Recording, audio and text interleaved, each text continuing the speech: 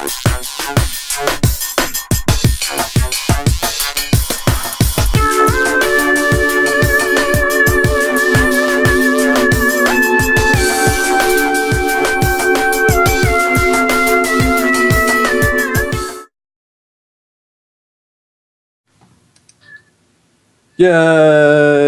What's good, guys? That's awesome. Perfect, just like transition from their show right into our show, like we had it all planned out this way.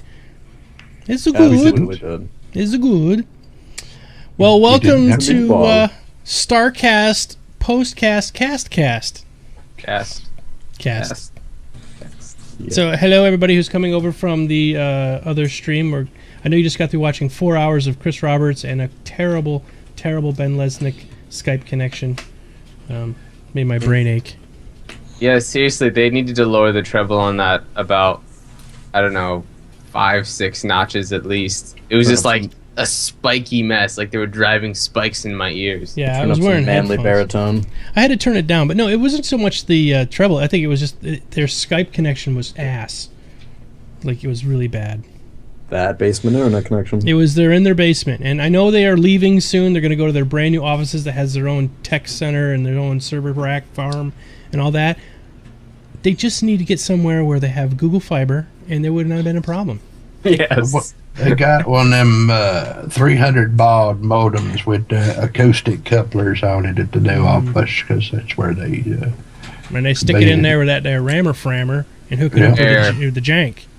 In the inner tubes, yeah. In the inner tubes. We should just talk about this the entire podcast. That would be great. Oh, Google Fiber isn't there until next year. Well, that's okay. Just still get better internet. They have to have something better than the next year's like 34 days away. Yeah. They're using dial-up right now, and it's terrible.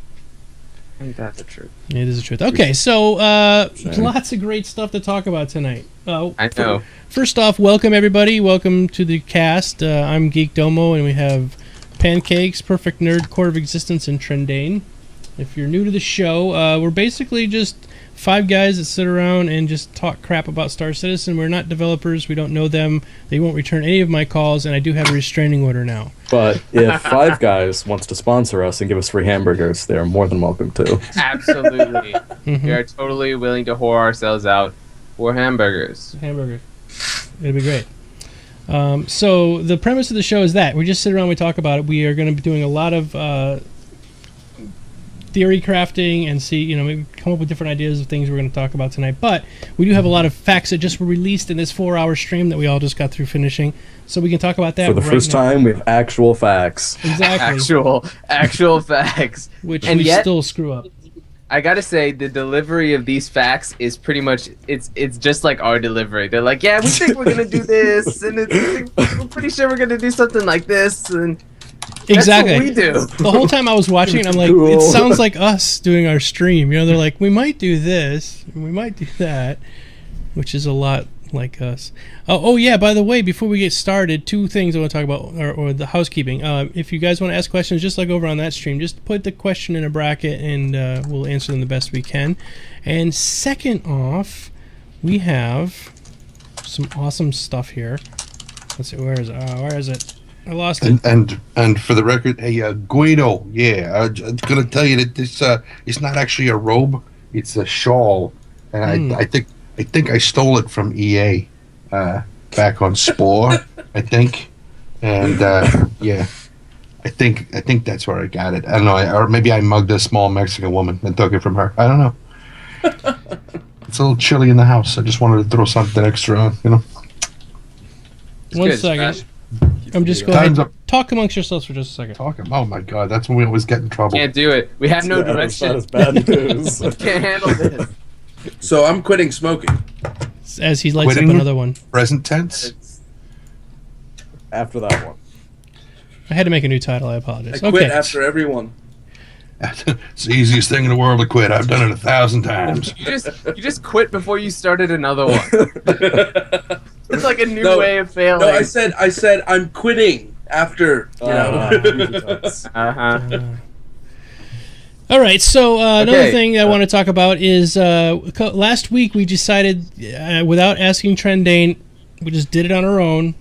He didn't make us do this under duress or restraining order. We decided that It's the Trendane's opposite. computer, he has a Core 2 Duo, 6 kilobytes of RAM, and a squirrel in a treadmill that runs his computer.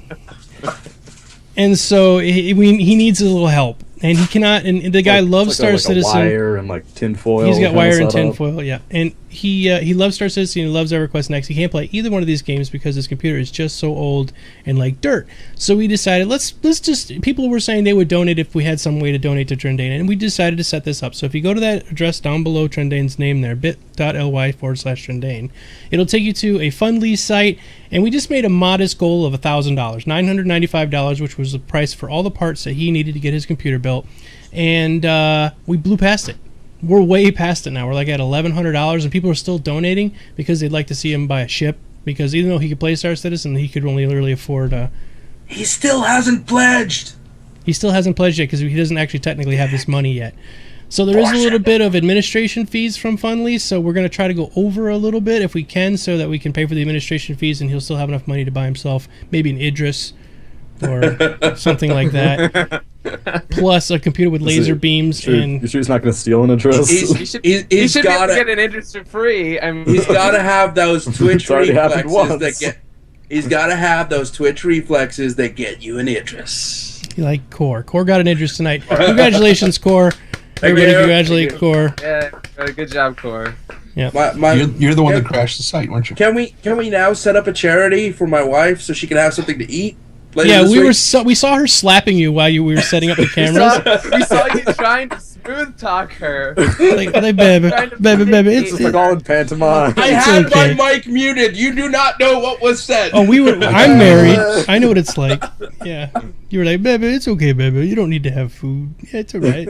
I got myself a I must ship. say though, You Core, like noodles, right, wife? Go ahead. I gotta say, Core, with you smoking the cigarette, it's like you're like this crime boss. You crashed the RSI site personally just so nobody else could get an I interest. just brought that down. Yeah. Oh, no, it wasn't me. Let's go over some of the stuff they talked about. I guess we get started. Where do we want to start? In the beginning? That's usually the best place. Okay, so they were talking about instances and capital ships, and a lot of times on this show, we do sit down and we talk about what's going to happen when I want to bring my Idris in and fight Core's Idris. Idri. When the two Idri come together, how many other ships can come in and everything like that. They did say that capital ships will be confirmed, but instances will allow for multiple groups, not just a single group. So we all belong to a very large guild called Imperium, and they by themselves could probably fill up an entire instance. And what they said was they are not going to stop that from happening. Basically, they'll allow maybe 3/4 of one group to come in, but the rest of the slots will be random. Right. So so it's actually not that complicated the way it works. You have a set number of people in an instance, and for each one of those people, you have slots reserved for your friends and guildmates or whatever, and you have slots reserved for capital ships. So you can be denied access to an instance even though the instance is not technically full because there are slots that are reserved. So you can't just take over an instance if you want to. Right. What do you guys Take think? everything? That was actually the 3 minutes that I was in the bathroom when they talked Oh, you about missed that. that Just saved your ass. Yeah. They did start. They also talked a little bit about the dogfighting module. Basically, it's going to start out with Hornets, and maybe a 300 eyes, 300 Rs, that sort of variant, single seat fighter type things are going to start off with the dogfighting module. So, and I asked this question, but they didn't answer it. If that we'll be able to use our own ships, so I don't know. What do you guys think? No, I don't think it'll rely on your own ships. I think it'll have more to do with the way that they're going to stagger the releases of the ships. As in, for instance, when they first come out with the dogfighting module, they might have the Aurora and a 300 in there, and you get to test them out. You get to fly them, and you get to do with them as you please. And as they start releasing more and more ships, you'll be able to fly them at leisure. I mean, that's the way that they've always talked about the dogfighting module. That it's not going to be reliant on what you have in your hangar. Real quick, and Booze says, I lost the last 15 minutes of the stream. Did I miss anything important? Yes. because I didn't get a chance to record But that's it. all we're going to tell you. We're going to Yes. tell you it was great, and I didn't get it. No.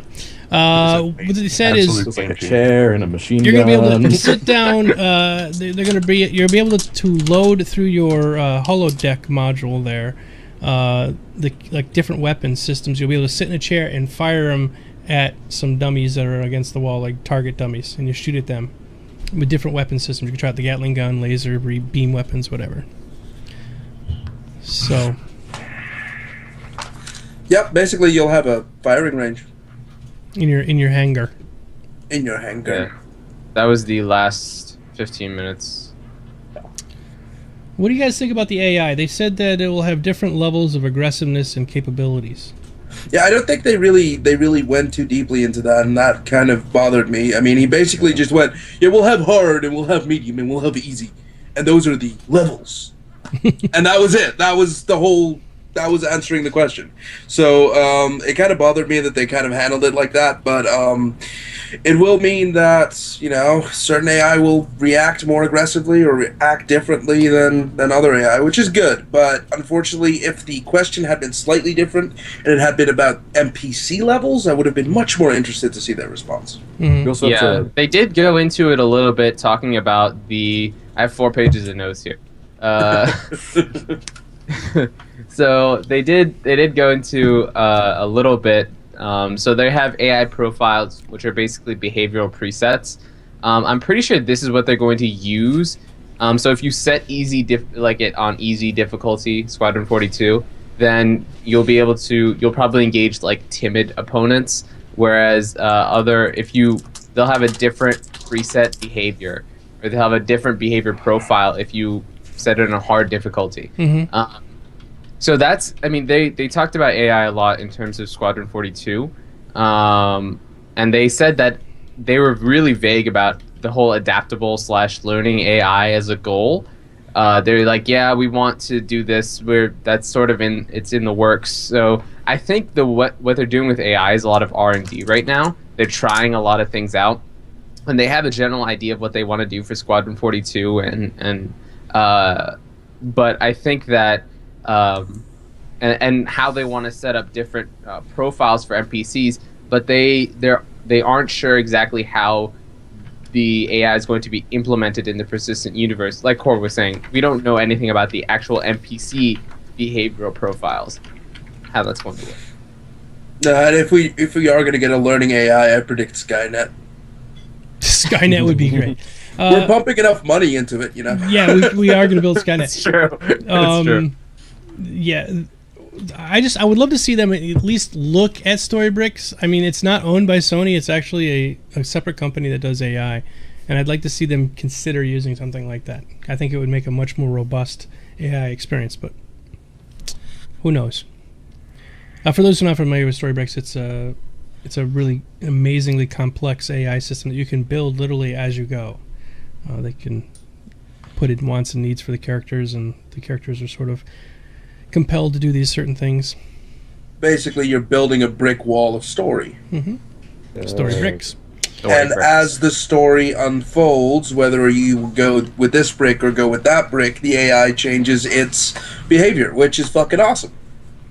I'm waving everybody. Hi, Jam2. Hi, I got at Minecraft. Thank you for coming. Hi, everyone. Hi, everyone. Yay. All right, next thing. Really, really awesome, because I'm a graphic artist, and I don't want my ship, even the Freelancer, which now I'm actually a Starfarer owner, and a Nice. Starfarer and a Space trucker Aurora. confirmed. Yes, I am a space trucker. I gotta wear my hat like this. Really. What's up? Anyway, the skins. You're gonna be able to do your own skins. They're currently doing R&D similar to Brink or Rage. Have any of you guys played either one of these games, Brink or Rage? I've played both. Oh, okay. So what are they talking about? I mean, on War Thunder, for example, you can take like an image and stick it on your plane. So I mean, Right. what's different between that sort of thing and what's happening with Brink or Rage? Well, with Brink specifically, you could really customize. They did a lot with customizing the way your character could look. Specifically, I think what they were talking about was actually more of a tech thing than like the way it's actually set up. The problem with Brink was that there was really a lot of inconsistency across the visual language of the game. So you could not look at someone. It was because it's a team-based game. If you compare it to something like Team Fortress 2, where you look at a heavy and it's a big fat dude with a giant minigun, and you're like, Right. it's a heavy. That's a heavy, yeah. Right? Whereas in Brink, you couldn't tell if someone was like an engineer or something like that because you had enough character customization that everything was kind of blurred together. So I think what they were really talking about was the tech behind it, where you would 1 second, let me just find it in my notes. Is that a ships? I think it's okay. So so they paint stuff onto textures, right? And I guess what at the end of the day, what happens is that you have textures are loaded in for certain players with little to no performance loss because of the methodology behind it.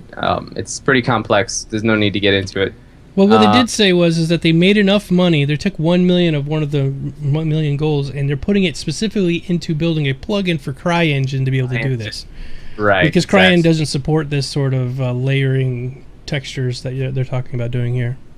And that doesn't have anything even to do with PBR, which we'll get to in a little bit. Pretty awesome. Which is awesome. Awesome. All right, so they also talked about loading and unloading your own ship. Basically, that's not going to happen. You're going to park, and then if you bought particular items like sheep, the sheep will get loaded on your ship. You can hop out your ship and go watch the sheep get loaded, but you don't necessarily have to watch them load the cubic sheep. And then when you get to wherever you're going, it just automatically unloads. We're not going to have a cowboy simulator. Cowboy simulator would be great. Yeah, I think they're missing a good opportunity there. Yeah. And the PBR thing, I keep thinking it's Pabst Blue Ribbon. They kept But, talking about it. I kept thinking PBRs. Yeah. But when they were talking about the loading and unloading cargo, whoever it was that had asked if you were going to have to do it yourself. It was just somebody in chat. They didn't say their name. Yeah. No. They were also kind of talking about the Mobi-Glass at the same time. And what came to mind was, you're walking through the cargo, section of your ship, and you bring up your Mobi-Glass, and you're like, okay, that one, unload them. And then you get out of the way, and like drones come in, and you've already tagged with your Mobi-Glass which ones you want removed. Yeah. Because if you're doing like 6 or 7 drops, in different star systems, because, doing one run and then go back and get something, and then come back and drop it off. If you can load everything into one thing and then just drop it. I know, it just seemed like tagging with a Mobi-Glass would be easier. Yeah, it's probably a really good idea how they would go about doing that. I'll be honest, I'm fine with it just going, there's this box here, which is in my ship, and there's a box here, which is the space station, and I just go drag, and then it's done. Yeah. And then I just fly away again. I'd be fine with that, but that's just, No, there's certain people who want different levels of immersion. Some people really want it. There was some guy who was actually upset that he couldn't drive a forklift. Like, he's like, I really want to try a forklift. I get that. Yeah. I get that. But, you could go out and get a job where you do drive a forklift. Here's my question for that guy. In what, even in the real world, if the person who drives the ship to bring the goods to someplace does not get off the ship and get on the forklift. Well, maybe not in the future, but there are some trucking jobs where you do that. Like, you actually are the guy who has to take it off the truck too. A perfect example of this was the episode. What was it? Was it Kidnapped? The episode of Firefly where Bushwhacked. No, Bushwhacked. I thought you were talking about a show called Kidnapped. I'm like, I haven't seen that show, but I have seen all the episodes of Firefly about 6 times now. So. Yeah. No, the one where they're dropping the cows off at January. Yeah. They had to unload the damn cows. The cows that are standing around waiting at the fence to get them paid for, yeah. They weren't exactly at a spaceport. No. Although that whole thing was kind of, a play on the space cowboy thing, considering that it was cows and he was a cowboy. But again, yes, no, I do see where you're coming from, but I would imagine flying around in my Idris or in my Starfarer, I get to my destination and there's people just waiting there going, the savior of the goods, and then they take my shit and then pay The me. sun is behind you as you land on the dock, and the aria starts playing, and heaven's The hair is like blowing. yeah, and the wind. Think Pedro Exactly. could do a good aria for that? Yeah, Pedro. Well, I guess we can talk about Pedro a little bit. Well, we can finish what we're talking about no, now. that's okay. Let's see. I'm not even putting topics up tonight because we got just so much stuff to talk about. And we broke 100 viewers, by the way. Oh, congratulations! Oh, it's us. Hey, Yes. everybody. Yeah, they definitely broke 100 viewers. Yeah, they did. That's They us. almost broke 20,000. Yeah, They were right. damn close to breaking 20,000. That's true. Congratulations. Thanks everybody for showing up, by the way, and I want to give a special shout out again to Imperium because they're all here tonight. Look at them all. Yay, Imperial. Yeah. Yes. Imperium. Which we need to speed up and get Trendane in there somehow, guys. So Well, he's almost got money. I mean, Jesus. yeah, He's got $1,100, sort of. he's getting there. Yep. Okay, let's see. Next thing, how are the big ships going to land? And they said that they're going to probably do some sort of landing pad. Well, they've talked about this before, but they have not really worked it out yet. But in the past, they've talked about outdoor landing pads. What about outdoor my space station? Because there's no landing. Right, but it might just mean, that there's a space dock that is big enough for your ship. It's just, sort of near your hangar, but not in your hangar. But they've also commented in this particular stream saying that they don't have a clue because they haven't implemented any system for it yet. Yeah, Banu Merchantman, it's all sort of backwards. All right. Well, yeah, that's Let's actually do a very crafting interesting again. point. The Banu Merchantman is comprised of 3 arcs, and one arc points straight down. Is it going to land on that tiny little arc, or is I think gonna it's be a round spot in the anti-grav, back. or- I think it'll land on the round spot. Go ahead, I think pancakes. it has to be like a dry dock where there would be Yeah. like supporting beams for it. So it would just be like 50 feet off the ground or whatever, and then there would be like, this sort of skeleton shell holding it up, that and then you sort of land in. Yeah. I think it would be better if it balanced on that one tip Yeah, of the arc, maybe. and then we have 2 monkeys on each side, juggling. perfect counterweights. Tossing a marble back and forth between There the you each And the whole time you're inside going, come on, monkeys, hurry up. I got Again, some shitty monkeys. One guy's monkeys are like defective and they keep tipping it over. Ah! You can never trust space monkeys. Yeah, Again, so best monkeys there are. I wind up going back to, again, Firefly Serenity. When they show up to drop off the money to Fanti and Mingo, and Serenity is basically hanging in midair, Yeah. and those 4 support struts come up at the bottom and grab a hold of it, and that one thing clamps down on the top. And the same sort of thing is what I was thinking when I saw the Merchantman, is you would have to have an area that has kind of a slot for that center keel to go into, and then it would basically kind of grab a hold of the thing. The other thing that came to mind was, the design of the Banu ships, the Xi'an ships, are so No, Banu. vertical, and why are they so vertical? And I started thinking about it from a lore perspective, and I actually went during the stream to Wikipedia to try to find any reason why it would be this way. And I thought perhaps if their species was originally arboreal or resided in cliffs or whatever, and so in the forest you can't have a ship that is spread out this way. Everything would have to be very, very vertical to be able to navigate between the trees. Next breath. And and so you get to a point where they would dock like that, vertically, and they would have things that would come in and grab the ships from either side. That could explain why It kind of reminds me of Independence Day, where in the end they fly that little ship with the big fucking thing on top into the mothership, and the clamps just grab it on top, and then it's landed like that. It's landed, yeah. Yep. I'm sure there'll be some way they'll work this out. Pretty sure they'll do that for larger ships too. Like, think about how they'll have to have like space dry docks for like the Bengal carriers and even like the Idris and stuff like that. They'll probably have. I don't know. I'm thinking of the way they show it in like some of the Star Wars fiction, where Star Destroyers would be like sitting in the middle of space, just like attached to something else, like attached to a gigantic rig. Well, that's what Core and I were talking a little bit earlier about how do you get into your Starfare, and you might you could literally take an Aurora and fit it in where one of those tanks goes. So you could land on the planet or wherever it is you're doing, or do some mining with that smaller ship, come back, dock it with the bigger one, and then go in your ship that way. Like those Yeah, that's because the reason why this. Yeah, the reason why it came, why the topic came up was because we were talking about the Starfarer Gemini variant, of which we heard a lot 3 months ago and heard nothing. They basically skirted the question. Somebody asked them directly about the Gemini today, and they just said, later. Well, Soon, it's because TM. it's in the in one of the letters. I think the latest letter actually, or yeah, they talked about the Gemini, saying that there was no that there wasn't as much enthusiasm for the Starfarer Gemini as there was for the Freelancer variants. So instead, they just shelved the Gemini until whenever. Soon, TM. Yeah.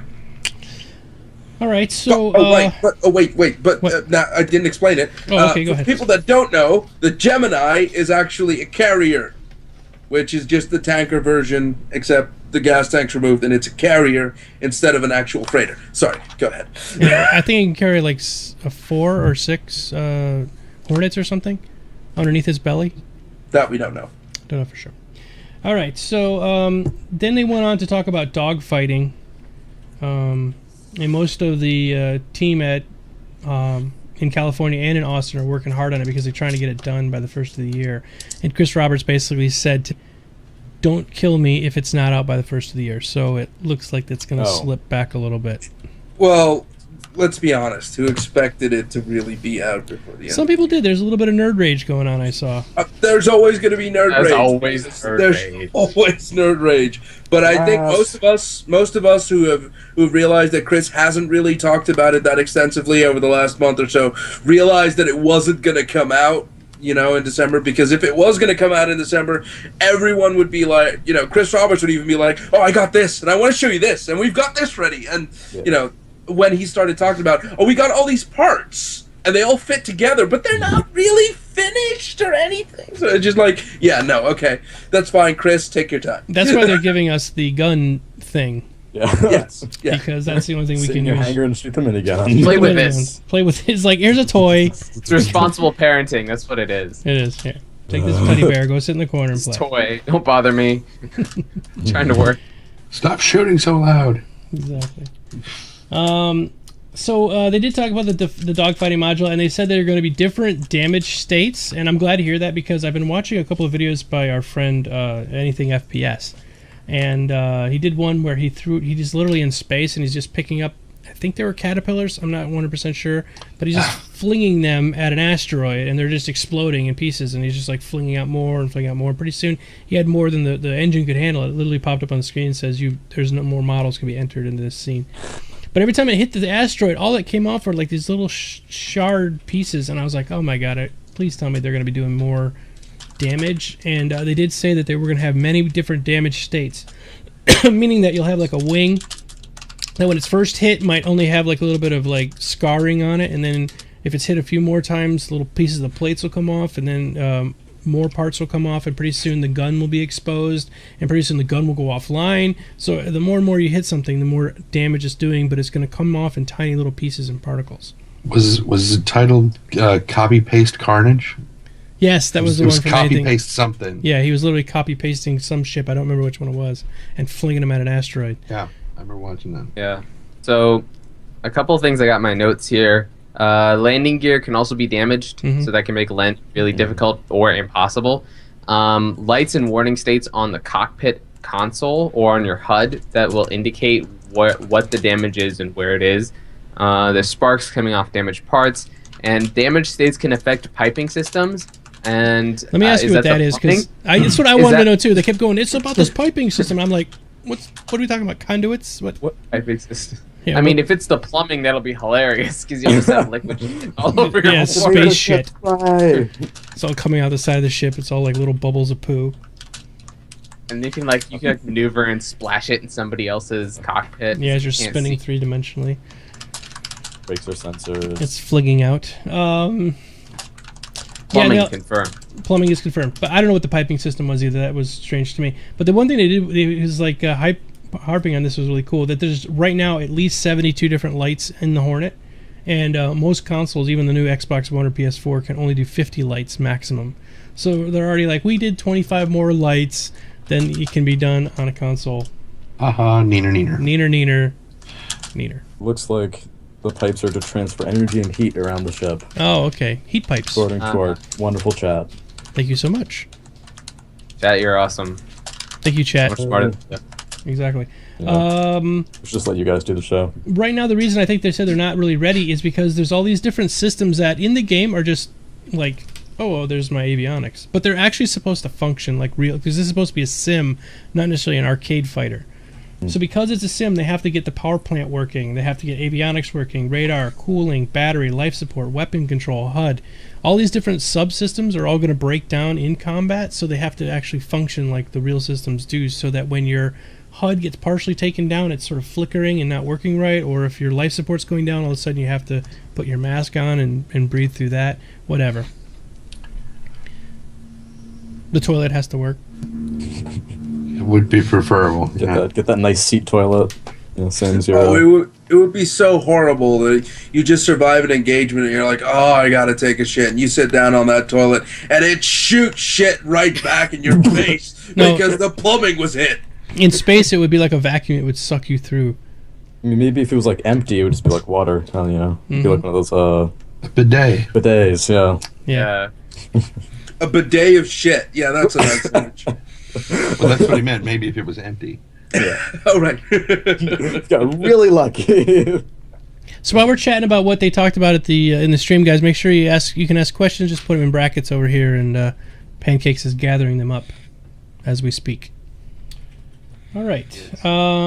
What else? Let's see. They confirmed something before Christmas to play with, and that was the shooting thing in the hangar.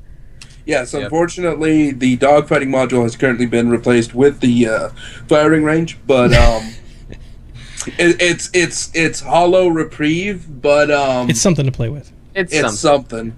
We knew it wasn't gonna come out. We let's be honest. We knew it wasn't gonna come out this year. We've been saying it for like the last 6 podcasts, so yeah, we knew something. But just like Santa, we want to believe.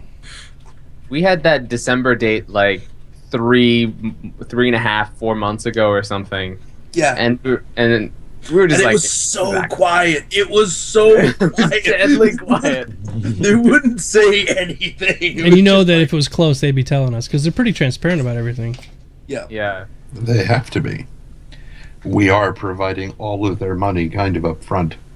So it behooves them. Well, we're their board of directors in a way. We're their investors. Kind of. Yeah. We are currently sort of kind of their publishers. So they have to tell us as it's going. You can donate to Trend Dance Fund. Because look, I'm not trying to start anything here, but we are technically kind of a little bit their publishers because if they lose our faith, they've got nothing. It's true. Except for $32 million. Except for our money. Which is not a bad take to walk away with. Yeah. No, it's not. But I Oh, the Idrises are back?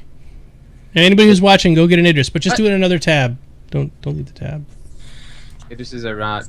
Are they back? Well, they're probably gone now. Cogsworth just said they're back.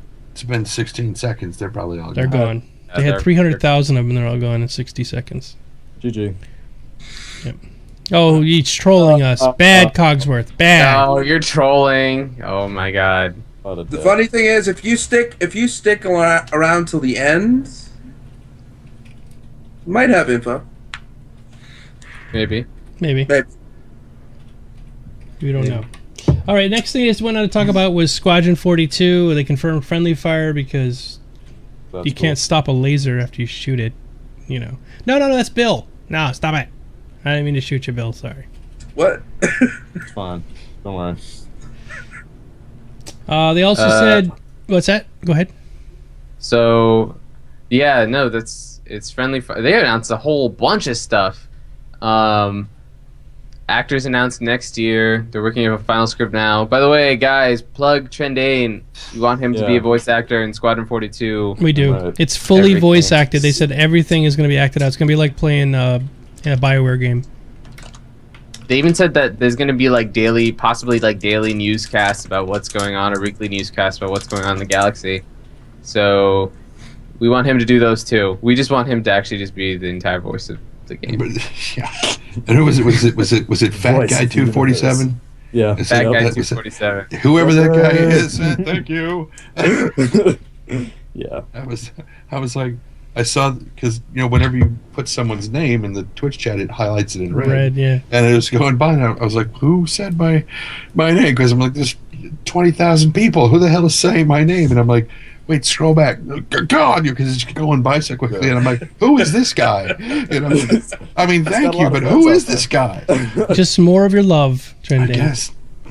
Can you guys do want to know? Giving you in the best another of my world? love. Can you do a Mr. LaFontaine?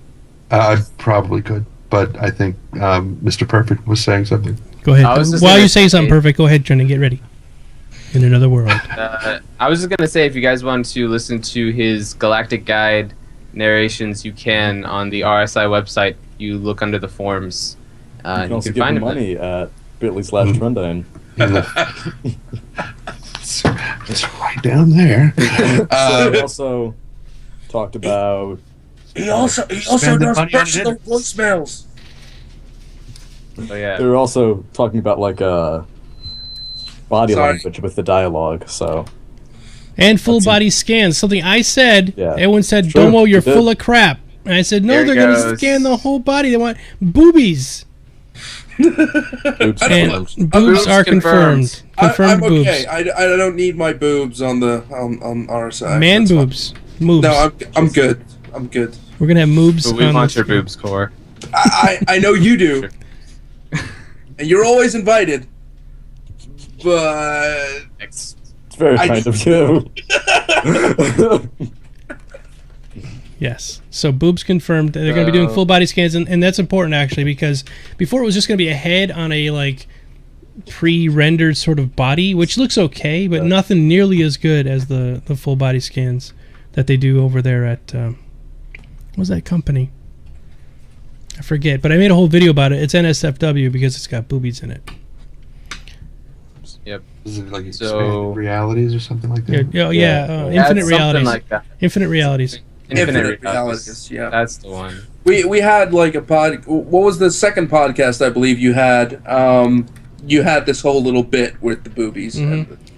Because what they do is they take there's 72 35 millimeter 18 megapixel cameras set up around an area, and the person stands there, and it not only uses a laser to scan at the same time it's doing a photographic scan. It's doing like a topographical map of the entire body. You can see every pimple, every little Labia. blemish in the skin, labia, yeah, all that stuff, really important. And so Thank you. No problem. you're gonna make Trendane puke over there. Let's not go Hang there in there, yet. Trendane. Yeah. Look, Trendane's gonna be my cameraman when I document the Van Duel incident. Oh yeah. I'm out, remember, I'm outside in the getaway car. Mhm. Yep. We'll keep your jump. You can handle for you. videotaping. Cinematographer for the pornographic experience. Dude, I'm so gonna market that video and sell it everywhere. That would be good. It'd be a definite YouTube video star right there. And from the winnings or from the profits, I'm gonna buy an 890 jump and pimp it out. Full on space jacuzzi. Mhm. Hells yeah. So, All right. So let's see what else. They said that there's going to be at 15. least 6 ships confirmed for Squadron 42. Ship types: Yep. transport, fighter, capital ships. What were you going to say? possibly Perfect? more. Yeah, possibly more. So in terms of the length of the experience, they said it'd be about a 15-hour experience.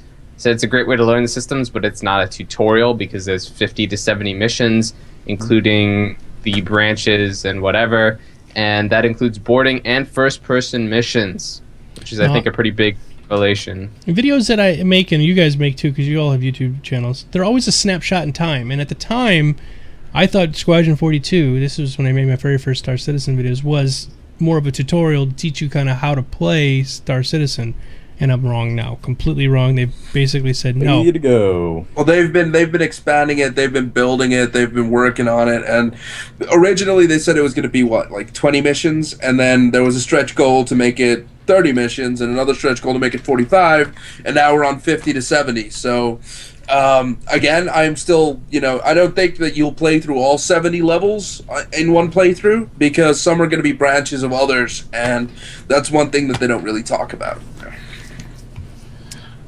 Nope. All right, what else?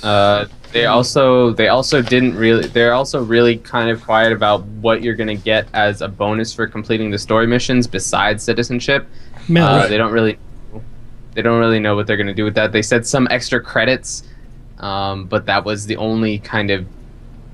People were asking if they could keep their fighters. Look, the way that I see it, right, every property, like ships and stuff, goes back to the military. But if I spend, like, an entire campaign fighting for the military, I expect some fucking severance at the end of it, just... You want to take your weapons home, your Well... I don't really care about the weapons. I just care more about the money, so I can make some more money. Because money makes money and makes money and makes more money. It'd be great if you get, like, injured, and then you get, like, a purple heart, and you just, like, spend the rest of the game lying down in a hospital bed. and I get paid, like, 10k UAC per pound of flesh lost. It's not bad. How much longer before Star Citizen? How much longer does Star Citizen come out? How much farther does Squadron 42 come out ahead of Star Citizen? We don't know specifically. It'll probably be sometime before Persistent Universe. So you're gonna most likely we'll all be playing that before we get into the actual Persistent Universe. Yeah, and I think once we actually hit the release date is when you'll get all of it. I think they're probably not going to release all of it at once. That's a great kind of backstory, though, because it's like we're all sort of ex-military, at least the ones that are there for that part, and it's sort of like, when you get out of the army, you sort of all have this camaraderie. You all went through this sort of hell together, and we can all say, back when I was in the military, I did this or whatever. And some of us become like the bikers and say, no, fuck the establishment, and become bikers and pirate away. And others will, go, I was a veteran, man. I saw some shit, and now I'm going to be a space truck driver. So the four and then some people will be incredibly successful businessmen, And then the rest just can't get away from the violence. True-born killers. Every time I close my eyes... Sorry, everybody. I'm setting something up. Go ahead, keep talking. Sorry, I just it's a black screen. It's a black screen. Nazareth just said there's a HUD video, and this guy recorded it with Bandicam. It looks so incredibly bad. So I'm gonna go ahead and put this up here. Just a second. Give me a second. Oh, it's awesome. Yeah. So. So they also mentioned that there's going to be binary. All right. So the dialogue system, binary choices interspersed. That sounds sexual. With eye contacts and eye contacts and bandit. Okay, I can't speak. There's gonna be body language in the dialogue. There you go, body language in the dialogue. So the stream kind of cut out for me at one point, and I thought Chris Roberts said that all I got was dick in the face, and is gonna have some time to recover from that. And I'm like, what did I miss? Well, apparently you missed a dick in the face. But no, basically what they've been talking about in the past was specifically it's going to be about the relations that you build up with your NPCs while you're playing the story mission. That's why they're going to have these body language options along with your binary text options. And if you call someone a dick, then they might not, they might not be as good of a wingman to you. They might, just let you die a little bit before they come and save you. Slap in the face with your dick, as I thought. That's what he said. Yeah, that's what it amounted to. And then it was minus 1,000 romance. Minus 1,000 affection. or plus 1,000. Or plus. Or plus, depending on the crew member. Right. You're just like in the middle of a serious tactical investigation or tactical. You're just like, oh man, what are we gonna do? They're coming for us. And you just you drop your trousers and slap your wingman in the face with your dick. Focus. All right, I'm just getting this HUD thing set up, guys. Sorry about whatever. this. We'll just keep talking about, dicks and faces. There we go. Okay, so we'll come back to that in just a second. All right, good. Got that all But set yeah, up. how you treat your wingman is how they'll treat you. So if you respect them and if you get respect back, then they're obviously going to be better soldiers or at a higher level of NPC. Whereas if you don't do that and you slap them in the face with your dick or you romance them and they become all attached to you, they might not be able to fulfill the mission properly because they'd rather be flying on your ass instead or something. So you got to balance that out. Exactly. You got to be the leader in that aspect and not so much the guy that everyone falls in love with. Shepard. Yeah, seriously. I mean, Mass Effect's romance. Let's be honest. Mass Effect's romance system was stupid as hell. Well, it didn't help that he constantly surrounded himself with what we term as cock lampreys. Grab a hold of you. They don't let go. Just spam rip But- Paragon. Yes, but that was one of the first games you could go any way you wanted. It's true. I still liked it better. The brothel in Dragon Age was still my favorite. Oh yeah, but You could do anything you wanted there. I'll take one of right. those. I thought it was fucking hilarious when you could rent an elf to go have sex with a sheep, and then you just stand there and like the screen would fade to black and come back, and there would be a sheep in the room and a chicken and a pig, and the elf would be lying on the bed, and you're like, the fuck just happened here? Right, and why couldn't I have seen the whole thing? You're sitting there like, oh yes, Yeah, fine. it was very nice. Fantastic. Do it again. Here's 50 more shekels. All right, so what I was playing with is the HUD. Okay, so they spent a lot of time talking about the HUD, and they're very proud of the HUD. And a HUD is a heads-up display for those who might not know what that means, what HUD means. And so we can go ahead and watch this video and talk about it. I'm going to keep the volume down, but I'll play it here. So this guy is John Likens. He's very nice hair. And Shazberg, it doesn't make any noise because its mouth is occupied. There's what's her name? Looking very nice. The weird thing about this was this almost felt a bit like the Daily Show because the shot counter shot of this, it looks like they're in completely different places. Yes, You exactly. can see the very edge of the corner of his shoulder, and it just looks really weird. It looked very Well, staged. he's looking at the camera. That's the weirdest part. He's looking at the camera and Sandy's looking at him. Mm-hmm. So you're just like, what? Right about there. It's like Somebody he's in the ignoring chat. her. Yeah. I'm just like still focused on his hair. It's like It's very nice. it's like a perfect triangle. It's like, where is the other fucking camera? Like, is it fucking on top of Sandy's head, and then she just takes off the helmet cam and then asks? I like how she asked this question and he gets up and leaves. Yeah. He doesn't want to do it. He's like, bitch, I'm done with you. Yeah. So the HUD itself, though, he said that he went with sort of the theme of the ship. So a Hornet is sort of an angular-looking ship, and so and there's a couple of round bits in there. So he sort of took those round elements, matched it with the angular portions, and sort of coming up with sort of the HUD that's going to be in this game is going to mimic what you see in Iron Man. That's why he showed Iron Man there, because he actually worked on that film's HUD.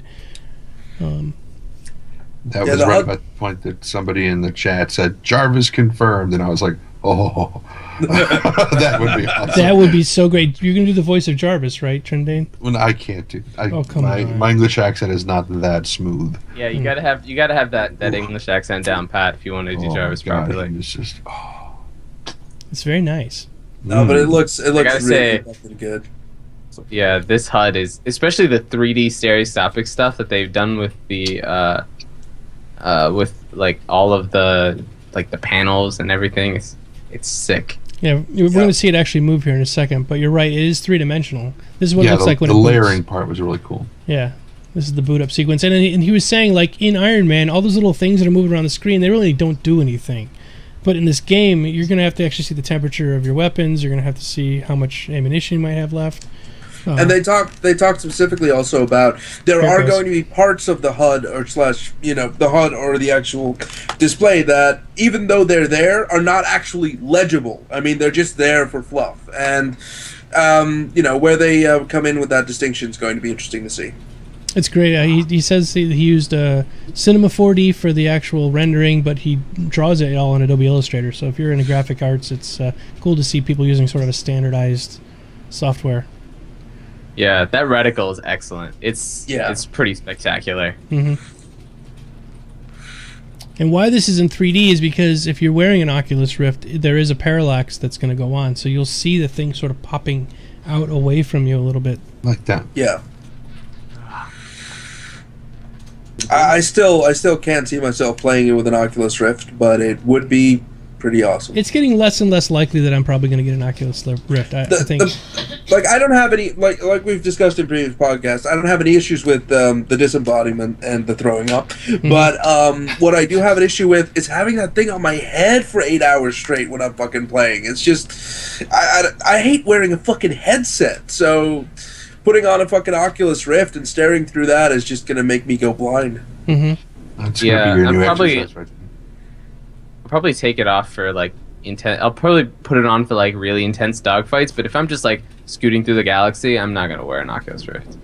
This was where somebody in the chat said, "Oh, big teeth." Yeah, I saw that too. I felt bad for the guy. I mean, he can't help himself. I think he's cute. Anyway, Oh, link to that video. I'm sorry, I recorded that locally. There's somebody who put it up in there a minute ago that it was recorded with Bandicam. If you want to see that, go for it. It's like 240p. It's really bad. So copyrighted things. The reason I didn't actually play the audio from that is because fair use, we can actually play it and talk over the top of it, and that's legal. But people that just steal stuff right from Twitch and put it up on their channel, no, stop that. It's naughty, and you're gonna get caught and get your channel taken down. and that's why we didn't sing "Happy Birthday" to Chelsea. No. Nope. All right, so what else, guys? I actually had to leave for a few minutes during that cast. Did you guys have some other notes because I didn't get? Oh yeah. All right, go ahead. Nerd has them all. Go ahead, Perfect. We have not talked about PBR at all. Oh yeah, let's talk about PBR. I didn't have any examples of it though. Shoot. Stuff Oh, I do. It's in tastes that like video. ass. It just tastes like ass. Pretty. I actually do have some images. So just take me a second. We'll talk about it as I fast forward here and get some PBR shots. Why don't you tell me what it stands for? Physically based rendering, right? Actually, it's Pabst Blue Ribbon. No, really. They're gonna. That's the whole secret of Star Citizen. It's that every copy of the game ships with a 6-pack of Pabst, and you drink it, and it's just like everything is real now. Do I not? Your have immersion a is copy of it? complete. Full immersion. I guess I don't. Well, I'll have to look for it some other time. I apologize. But basically, what it is this. I'll have this as an example. They set up an object in the game that's a texture, and the texture is assigned brushed aluminum. Okay? And all they have to do then is say that when they are building whatever particular object now, they say this little part is brushed aluminum, and it automatically pulls this texture in. And what's different about that than any other way they normally would have done it is I'm an artist and I think brushed aluminum looks like this, and somebody else is an artist and they think brushed aluminum looks like this. It's going to look completely different on my model than on his model, and each time a new model has to be loaded, it has to pull a different texture from a different file, and it causes the game to be more slow. It causes the game to slow down. Mm-hmm. And it also means more work because I have to then myself make all of these new textures. I got to make a brushed metal texture or a brushed aluminum texture. I got to make every single texture in the game. Right. So, for every single different map. So if a lighting source is in a different place in like a different kind of instance, so in this star system the sun is here. In this star system the sun's over here, and it's this color, and it's greenish. A binary star. You know, you're gonna have to do different brushed aluminum models for every single one of those instances. Whereas in physically based rendering, you have a flat material, right? So you have leather, or you have aluminum, or you have whatever, and it dynamically reacts to the lighting. So you pull the texture once, you pull one texture for all the things. So not only will it actually make the game run faster, assuming you have a video card that can handle that lighting, but it'll also make the actual size of the game on your hard drive a heck of a lot smaller, since it's like it cuts the asset count down like way. Right, it'll be more efficient in the long run. But the only problem is now, guys, they said that they have to go back and do everything over again that's already been done. So they just did. They showed an Avenger with it, and it looked beautiful. I wish. I'm sorry, I can't find the video, guys. I have it. I just have to dig it up inside that clip. So it looked beautiful. But now they're gonna have to go back and redo all the hangars over again. They're gonna have to do all of the Freelancer, all the different ships they've already got done have to be remodeled and reskinned. Not modeled, but reskinned from the beginning. I know it's a pain in the ass. It's going to slow it down, but in the long run, it'll actually make things quicker. Because then the artist, all he has to do is say aluminum, put it on, it's all set.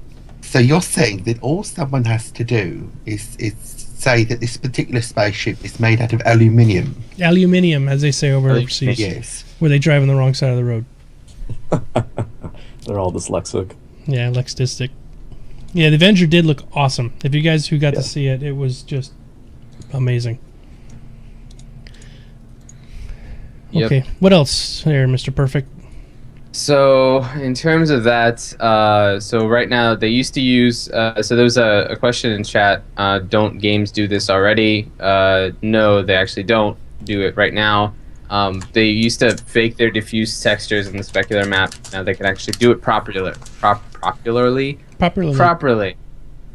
That's a new word. They also talked about the modular tier system, where but they have tiered assets. So smaller tiers are your individual small assets, like a bucket or a crate or something like that, and higher tiers are the assets for like buildings and stuff like that. So you can build out environments. Right, exactly. So you can build out environments really quickly with modular assets, and you can maintain that consistent art direction that they were talking about. Just Tired just said here, how are you going to get into the seat in the Avenger? I thought the same exact thing. Even if it tipped back so you could slide into it, you're going to go into it and have to kick your feet around somehow. Or you're going to have to climb through that tunnel area feet first so that you can get into it that way. Or perhaps what they are going to do is they are going to make it work like this in the what is that the cartoon that they did. Rocky and Bullwinkle. Voltron. They do it like a Voltron where the chair comes down, plugs in the back of a lion's head. It's very likely. Yeah. I always thought what would happen if you were accidentally like in there, like and you got crushed. Your that would be really morbid. Working on It suddenly just transforms on you, and you're like, "Oh crap!" I have a new appreciation of giant robots after I saw Pacific Rim. That was actually a fairly good movie. Pacific Rim. If you guys have not seen Pacific Rim, you can't anymore. But get it on Blu-ray if it comes out because it's amazing. We just watched the Hunger Games this morning, so very good. All right, Mr. Chris Roberts had to write two letters. So what's the letter? Yeah, what are the letters up? Thank you, Drager. Somebody go read that for me real quick there. Thank you, Drager, for sharing that. He had to go write 2 letters because he hit 2 million goals in 1 week. What do you get when you start sending up sales for Idrises and Starfarers and crap? Well, the information runner seems to be winning so far. We didn't get it. We still don't know what it is. Keep voting information. We got smuggling. We got smuggling instead? Smuggling 1. I think people are wanting to see a Firefly class ship. The discreet. It's whole sea. Freelancer penis that you have. Well, Freelancer can't hide anything. The Firefly could. Guys, vote for Information Runner. This is the chat. Anybody watching on YouTube, vote for Information Runner because we have no idea what the hell it is. And I really want one because I have no idea what it is. Core has been championing the Information Runner since they opened it up for us to be able to vote for in a ship. And I don't even know why he's doing this, but it's the most unlikely one of all. But it's now winning because it's like the 28th choice. Basically, if we vote for Information Runner and some people vote for Bounty Hunting, we'll get both, but we'll get Information Runner first. So that's what I want to do. Let's make this happen, guys. Let's do it. Okay, I don't know what it is, but go for it. That's the point. Dude, it's a flying Johnny Mnemonic. What more could you ask for? Maybe it's like a ship that's like shaped like a gigantic letter. No, it's like a safety envelope. That's the hard drive. I think what it is it looks just like it looks like the Nebuchadnezzar in Matrix. That's what it looks like. Looks like or what? like a giant flash drive. The Nebuchadnezzar in Matrix. What I kind of assume, or what people have been theory crafting about it, is that it's actually like a hacking chip, or either for corporate espionage, or Nebuchadnezzar in for Matrix. It's got all these something screens, like you can jack into it and everything. Yeah, something like that. But again, we don't know. That's why we really want to know. That's why we really want to know. Well, I really want to know. Which makes you really want to know. Vote information runner. Absolutely. Okay, so everyone vote for information runner. What else? We got the Aegis Surveyor, which is the salvage ship. Mm-hmm. Ooh. Salvage ship, very nice. It was mining, then salvage, then what's the next one? Exploration. Exploration, and then now is information runners. No. Now the next one we're going to get is the MISC Hull C Discreet. It's called the Hull C, and it's a smuggler ship. Yeah, I don't understand the name. It basically just, when it says Hull C, I imagine it just being a small box marked with a C on the side. No, this is That's like what it is. Really cheap ship. You might be. UEC. Well, they have a range. It says they have a range of cargo hulls A through D, which are the standard goods transporters in human space. They're extremely configurable. Isn't the Caterpillar a MISC ship? No. C, apparently, right. the C stands for criminal. The C stands for criminal. So there you go. continuing with the Star Citizen tradition of declaring that you're a criminal in the wide world. There is nothing I'm illegally smuggling in this smuggling ship. I'm actually carrying goods and services. Bunnies. And this card that says that I'm a member of this criminal syndicate really means nothing. Nothing at all. Honest. I don't know why you're complaining. Our clan logo being a skull just means that our leader died at some point. Yeah. And we're honoring his skull. It's really Exactly. very important. You see, officer, actually, this particular card means that I'm a huge fan of Janet Jackson. Who's this smooth criminal was what this was about. I know it's a bit before your time, but smooth criminal, I'm not illicit activities at all. 2 steps forward and 1 step back. I know it was a different woman. I don't care. You mean Michael Jackson? Michael Jackson. But is it still a woman? Michael I mean, you Jackson weren't was a far different off. I was like, Janet Jackson. Like, is he referring to her? No, face he was looking actually like, talking about Michael, but he was right. It was all right. right. Did he say Michael then? No, he said Janet, but it's okay. It's same No, guy. okay. Same Okay. thing. It's just It's fine. Parallax wants to know who Rendane is. I'm not sure. I don't. Who's Rendane? He goes to the psychiatrist every day, and he asks that same question. Why do people keep asking me that too? On Twitter, I go, I follow somebody. They go, "Who are you, Geekdomo?" I say, "I ask my psychiatrist this all the time, and we still haven't come up with the correct answer." So asking me over and over again on Twitter isn't going to help. Who am I? Who am I? This Good is a big song. question. What does it all mean? One of my favorite songs from the Animatrix. It's Who Am I by Peace Orchestra. A fantastic animated movie. Yes. By the All way. right. So what If else? you haven't seen the Animatrix, go see it. It's, what else there, Mr. Perfect Nerd? Oh, right, that thing. Oh, yeah. So is that all we're done with PBR, right? Okay. So let's Years talk ago. about the music. Music bored the crap out of everybody. They went from 20,000 people watching the stream. Oh, I loved it, by the way. But I it went from also. 20,000 to 12. 8,000 people said, fuck it. And they just got up and walked away. But I thought the music was gorgeous. Yeah, it was, Yeah, it was really same good. here. I think it's fantastic. And as a composer myself, I was actually really interested to hear him talk about some of this stuff. Yes, Stimpies, ask a question. You have to put it in brackets, and then we'll answer it for you. We're getting to the question Yes. answer thing real soon. Ask questions. So go ahead, sorry. Go ahead. So a couple things. He said that his inspiration in terms of like stuff outside of the game is like classy old school style sci-fi. So have you guys seen The Last Starfighter? Yes. Yeah. hmm I have. Yeah. Yes. Okay. Good. So that it's pretty fantastic that he mentioned that because I really love that movie, and It's an actually old movie. I really love Super 8. Really good movie. That's a good movie. What does Super 8 have to do with Last Starfighter? I mean, there are two different No, it's genres. about the music. Oh, the music stuff. in it. Oh, I see. Okay. Yeah. I think With, and the music for Super 8. I just went back and listened to it, It's actually really fantastic, and I didn't remember it at all.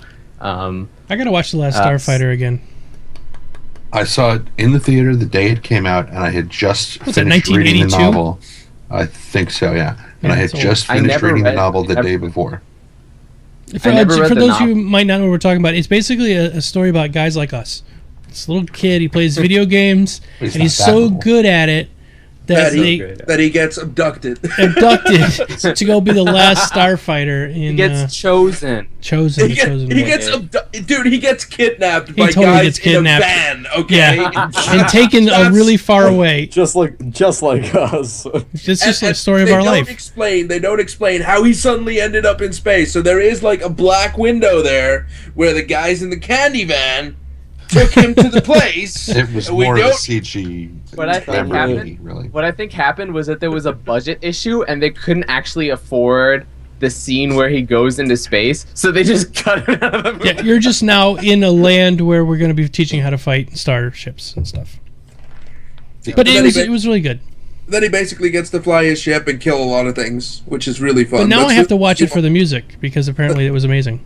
There But I was- still thought it was fucking hilarious that they wanted a small child to win their war for them. He wasn't that small. He was going to college. They used that same thing in South Park with Kenny. He learns to play the 3DS or something like that, and or the PS Vita, something, and he defeats the armies of hell. yeah. didn't see that. But there's All right. also Robot Chicken. Oh, right. That was way back. Yeah. Okay. Like, didn't he start as a kid and then came back and like Huh. went on the machine one more time? Nope. Okay. It was his little brother you're thinking of. Mm. Oh Yes. right. Sorry. Yeah. I've watched that movie recently, and I watched it many, many, many, many times. You can ask me any question about it you want. It's very vague to me. So is it on Netflix? Because I want to watch it. No. I don't think so. I'll have to find a way to download I it. would have seen it. I would have watched it again if it was on Netflix. But I have the DVD, so I watch it a lot. You're so old school, Trending. Yeah, I'm very old. School. yeah, I have a School. decent DVD collection myself. Actually, Is it on Amazon Prime? It might be there. it might be on Amazon Prime, but That you would be probably have to awesome. pay for it. No, I have And Prime re- already. And as you watch it, remember that at the time, that was the most kick-ass graphics Oh in yeah, the world. yeah. Oh, Tron was around that time too, and Tron was like amazing. Mm-hmm. I mean, it was blowing our minds to see graphics that were three-dimensionally rendered that nobody actually drew by hand. You know, the intro scene to all of the old Tribeca, or not the Tribeca, but the triangle thing with the Pegasus that leaps over. Uh-huh. That was all drawn by hand. The little wings that come out, and they look terrible. Like nowadays, they do it all CGI, and you'd be like, "Oh, this is a Pegasus flying out." But back then, it was all drawn. You could see every single frame is completely different. Like the person drew them differently each time. And not- you it's could see it not with like a like a shitty sense of filter over it if you were control. watching on VHS. Yeah, like they kind of hid it behind a blur filter. All right, so moving on. Okay, so let's go on to the question and answers then. I guess we pretty much covered everything they talked about. So let's go to Q&A. Oh, we did not. We did not cover. I was everything we going to talked say, about. let's ask Perfect there. Okay, go ahead. Perfect. We got a lot of questions, Okay. so people want to. So, I'll just run through some of this stuff. So, Okay. dynamic music. They said the situation will change the music as battle shifts for or against you. You take damage, emotional cues, etc. That's cool. I don't know Pretty about that awesome. because you're going to be in a battle and as soon as like all of a sudden the sad music plays, you're going to be like, "Thanks a lot, assholes. Now the sad music's playing. We're going to lose." Start. 3-3-5-4 timings for alien race music possibly, which is going to be really funky and awesome. I love 5-4.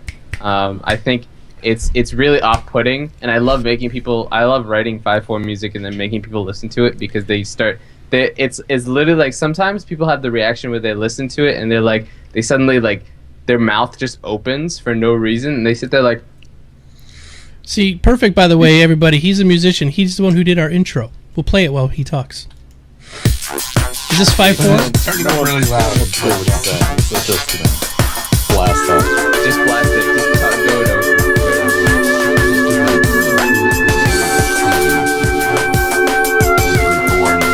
The Vandal Queen. All right, I'm back. All I heard was Vandal Queen. Yeah. So Perfect's a musician. He's the one who did that song for us. So he kind of knows what he's talking about with music. He's just as good as that composer guy that they hired Raul? Yeah. He's just like Raul. He was on the short list, but that other guy, they needed him just to fill a racial quota. Right. That's all. Yeah, because I would not fill the racial quota. Yeah. Well, You're not Spanish. Pedro, and that's like... They already have plenty of you. I'm so white. I'm like shading. I'm shading the camera, and so it turns brown. That's the problem. Yeah, there you go. Okay. Oh yeah, filter. And we got the official dramatic license. That's why there's sounds in space. Answer. Yes. Made sense in a way. You know, basically they were saying that if your ship's getting fired upon, that the ship will render the whoosh noise that the laser is going by your head. So you can go, oh, there's somebody shooting on the left side of my head.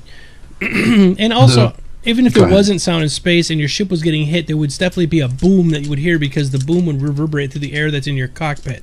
So you would hear the boom because it's going to hit your ship, it's going to go boom, and your ship's going to shake and vibrate. In that the shields. Or the shields, right. So that's all going to move the air inside your cabin. So yes, you would hear that. I also liked the fact that they made the comparison to, your iPhone doesn't have a shutter, but it still makes the sound. Mm-hmm. I thought that was a really, really good comparison. And the electric cars nowadays have a noise, so people who are blind who are walking beside, they won't walk out in front of you. Blind people. Or if you bought a Tesla and you want to hear your money's worth. It does that too, so as it bursts into flames, you can hear the flames in real time, like the real flame sounds. It's not electric flame sounds, they're just real flames. I want one that plays the screaming of children as I push the accelerator down. It puts the lotion on the skin. Drive through school zones. Okay. All right, what else? We gotta get to Q&A, so I'm gonna run through the dogfighting stuff. Yeah, go quick. We got Hornets, other single-seaters plus the Connie, and then in the beginning, and then other ships are gated by asset creation. Nothing all that surprising there. I think we knew that they were going to start with a few ships and then move on to something larger. Track RR is supported, but just not for the first iteration of the dogfighting module. It'll come out sometime next year. So Track RR confirmed. Awesome. For those who don't know what Track RR is, it's basically like this thing. You can put it on your hat, and basically it's like head tracking that you can mount near where your monitor is. It's pretty. Moves the viewpoint where you look. Yep. So if you have 3 monitors and you don't want to use an Oculus, it's probably the best option. You just wear a baseball hat and it clips right on the front. It's a little light and it sits above your monitor and it tracks which way your head's looking. Yep. It's pretty awesome. Well, you get different models, so they don't have to necessarily go on the cap. They can go anywhere. Yeah, that's true, but they do. There is a couple of free ones out there that people will teach you how to build your own Track IR system with components that are like $1.50. Yeah. So if you really wanted to get into Track IR and you didn't want to pay all the money, you could do that. I think you need a soldering iron and a few other things to actually make it, but it's actually not that hard. So yeah. Anyway, issues that they have right now in terms of dogfighting module are about the multiplayer backend decisions. Do they use a short-term modified CryEngine native solution for testing? Or do they go whole hog and do the entire backend that will eventually connect with the persistent universe? To be honest, I think they've already made their decision on that, and that's the reason why we don't have dogfighting this December. They've probably already made their decision, and they're going whole hog with their new proprietary software. Good. I'm glad. You don't need multiple monitors for the track to work, but the problem is if you only have a single monitor, you turn your head, then the monitor, it'll look weird. You just see the edge of the monitor. Yeah. It'll be strange. But you could set it for sensitivity so that when you only twist your head a little bit like this, it already moves your camera angle all the way. So it's not like you have to look like this in order to see that way. What's going on back there? Yes. And people are saying why not the Oculus Rift? Well, we were just talking about that a little bit earlier. So first off, it can get certain people sick, and I know they're probably going to fix that by the time it comes out for release. But also, you're going to be wearing a 2-pound thing on your head for 16 hours a day. Very, very challenging. You're going to come out of the thing with a neck like this big. I'll be honest. I had one on for 4 hours during a weekend. My head was sweating buckets, and it was just uncomfortable after 3 hours of use. And it's just like when you test it out when you test it out for the first time, you're like, you put it on and you're like, oh, this is awesome. And then 5 minutes later, you take it off and you walk away. Have that thing on your head for 3 hours. See what happens to your head. Be like, dude, do you even Oculus? I'm assuming the consumer version will be a lot more. Yeah, more responsive too. They're trying to work out that lag issue. And it'll be HD, which is better. So their goal is to deliver a core base. Then they'll have upgradable systems and things incoming. With patches. They dropped the unified first person is confirmed. So ships, FPS mode, whatever. That's one. Your HUD will change, but you will have one. You'll be in first person mode the entire time. And speaking of motion sickness, they said that there's going to be a movement reaction of the impact in a cockpit. And I'm thinking, if you have like an Oculus on, it's going to be really disorienting. It's going to be really disorienting. If the thing is moving and shaking and you're like, I feel no impact, your body's You're going to need one of those rumble chairs with like a 18-inch woofer is attached to the back of it. It's like, yeah. Something that can, liquefy your kidneys. Yeah, that'll be good. They have this thing, actually, it straps right onto a regular office chair. It goes around the neck, and it's like this big, huge, vibrating magnet thing that plugs into your sound card. It's so ghetto. It's a ghetto. For the ghetto. Anyway. All right, so ready? So moving on. How many more points do we have? Perfect, because it's getting up there. That's pretty much it. Excellent. I did note that Sandy's getting. I think I heard this right. Lip wax. 290Xs in quad crossfire. I think I heard that right. It's weak sauce. Yeah, totally weak sauce. We think in 4K monitors, terrible. It's crap. Send it back. Now here's my question. Crossfire has a lot of weird frame issues. Stuttering. So what I'm thinking is that with the stuttering, it's gonna be like it's gonna render every 5th frame or so, but it's gonna be at 60 frames per second at least. So it's like 120 frames per second. So it's like 120 frames, but you only see every 5th frame on the screen. I used to get this really weird micro stutter. Like literally the screen was jittering all the time, and it was a pain in the balls. So I got rid of my Crossfire. Oculus 4K, Yep. that would be great. That's coming out next year. Confirmed. Cool. Confirmed Oculus 4K. Special Oculus 4K for Star Citizen. Oh, they did talk about a branded joystick. Or Oh yeah. X52. And then the next year will be the Oculus 128 gig. Wait, Yes. the X52 or the X55? It might be a 55. We don't know the I actual hope- number yet. But I hope it's the 55. To be I think honest. it's a 55 because that's what they were talking about, and a lot of people were asking the question: who would exchange their 52s to get the Star Citizens 55s? I would. I love the 52. Don't get me wrong. But I think having the force sensitive one is a yeah, lot. but I'm gonna break it. I swear to God, I'll snap the fucking thing. No, that's a different one. That's not the 65. Oh, the 65 is. Oh, so 55 does move. 55 is like the 52, only an upgraded version. Oh, I thought the 52 was the top. 52 Pro is there's 55. I thought the 55 was the 65. What are we talking about? Yeah, I don't know about a 55. I have no idea anymore. Okay, never mind. So here's what we'll do. Just have them I don't call think it. there's a 55. You're There's a 52. both right. Well, Look, again, I'm just Everybody telling you wins. what they were talking about in chat roll. I have no fucking clue about any of these things except for the 65, which is what I'm getting. just have them call it the Squadron 42, and it doesn't matter whether it's the 55. Right, or the okay. Dantiero just said in chat, 55 is the new one that's not released yet. Ah. Oh. And thank you, Bartel Delight. I know if I play with my joystick too much, it'll break. And it makes you go blind, and that's why my glasses are so thick. It's true. It's But true- at least true you know how to story. shave your hands. Proven by science. No hair. No hair. So yeah, I think the only last point I have is that there are going to be 1,200 planets. Yeah, 1,200 planets, 55 Believed. star systems right now, and they're going to add new ones like every couple days. Now, I don't know if you're going to be able to fly around these planets, but there's going to be I think it's going to be a lot like X like- Rebirth. You're going to show up, and it's going to be like an area that you can sort of go to on that planet, but you're not going to actually be able to like zing around the whole thing. And I think they're going to be probably like 450 real planets. You know, like 450 like location planets, and then there'll be a bunch of planets with like gas giants and stuff, which are just for fueling. And a bunch of Marses. Horses. And a So bunch of essentially, like, Twixes. Mars candy bars. Yeah, And Hell yeah. almond joys. Gotta have almond joys. All right, let's move on. weak. All right. All right. Question answer. Let's do it. Q&A time. Trendane, would you like to read? Where are they? Yeah, where did you save them? Right there in chat. Whoa. What? That's amazing. How did he do that? He Magic. had so many. Now you have to scroll up. Yeah, I know, Wow. right? Gotta scroll all the way up now.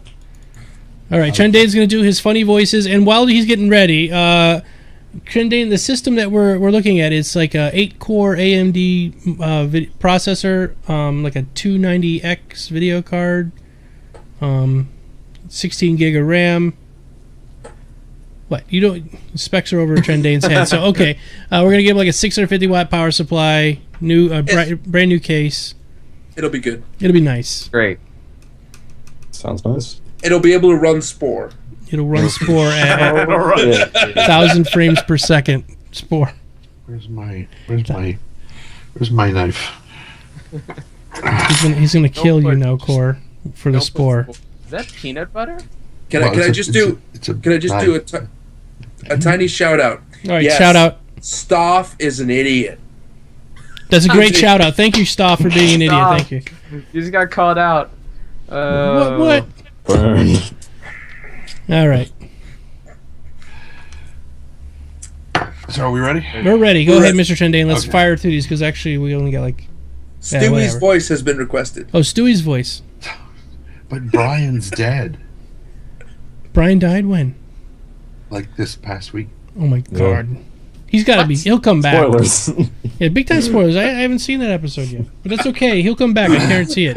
He might be Major dead. spoil cast going on over here. How does Starfire end? Last Oh, week's how did Star- Starfighter end? Yeah. He gets the girl and they live happily ever after. There you go. It's a and the typical butler 80s did it. movie. Yep. Is there fire in the new Hunger Games? Well, it's the title is Catching Fire. Is catching fire. Because her hair catches on fire when she jumps through that propane flame. Ah, okay, All right, good. go ahead, Trendane. Right. Stewie. Stewie, huh? All right, let's see. here. Sweet. I have to cue myself up because You I gotta say, Stewie, you gotta go with Cool Whip. Cool Whip. well, Wait. which is I don't watch Family Guy, so I've only seen like a few bits and pieces, like the scene where they're in the desert and they cut open the camel. So anytime I have to get into, Stewie's mode, I have to think of that scene and it's like Orson Welles' autopsy. So that's Excellent. That's perfect. That's the only way I can get That was into it, so. perfect. And also go, ah!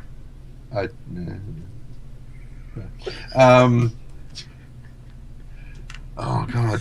Okay. Imagine your head shaped like a football. Yeah, just Go. like invoke the power. You're giving him the cues.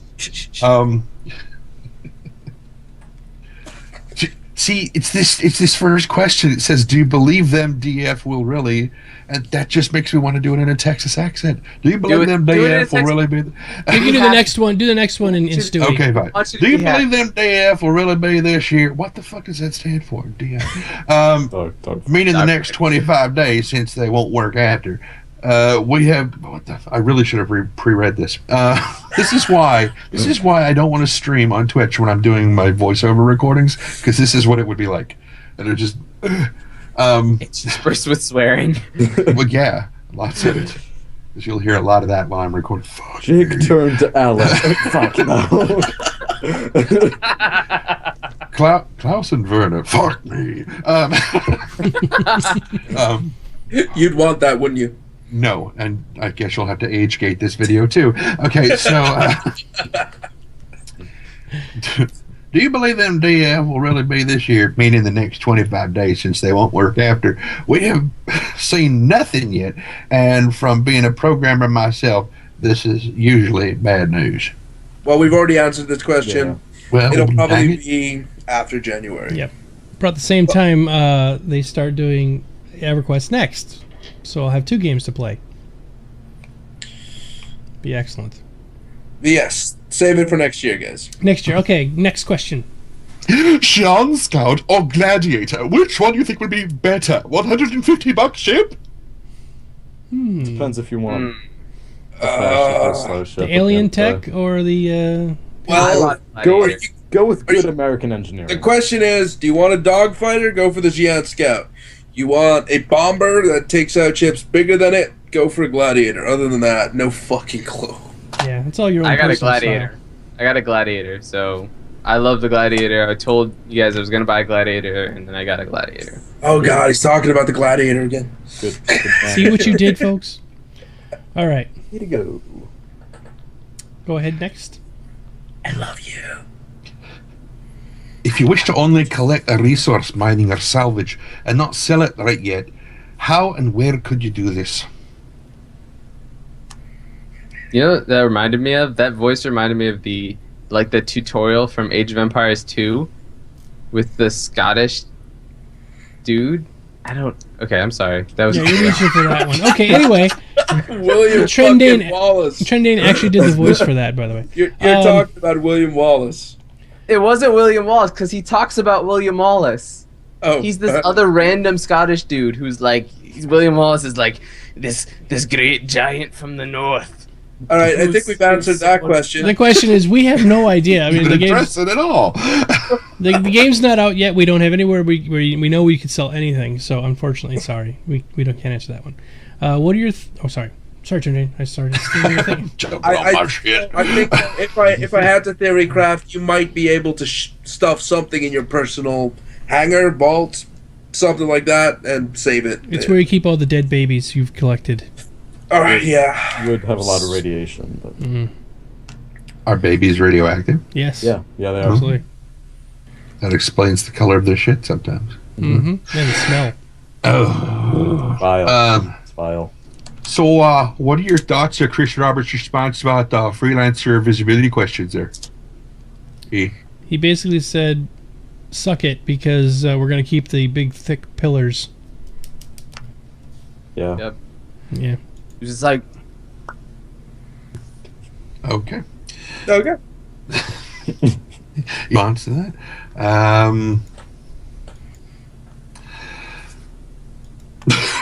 Oh God! What the hell?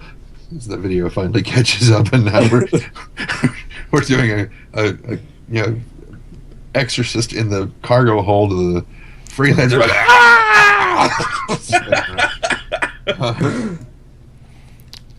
Okay. Yosemite Sam for the next one. Yeah. Yosemite Sam. Oh God. The rootin' is tootin' is shootin' is. I don't think so. No, that's just no. We'll go with Count Nefarious. Okay. He's Tim Curry's character in an old game called Toonstruck from the mid-90s. Awesome game. Because, of course, it's Tim Curry. I knew I could be such a terrible prick. I just can't picture Tim Curry saying, "Are you guys?" But anyway, we go about like this. Are you guys excited about the new Avenger interior design? Yes. It looked gorgeous, and I'm sorry I can't show you any footage of it. although the like we were talking about earlier, the placement of the chair. Your mic's off. You're cockpit. perfect. My mic is off. Yeah, wait, Or it's just really quiet. way down. Do you have a mixer? Turn your mixer up a little bit.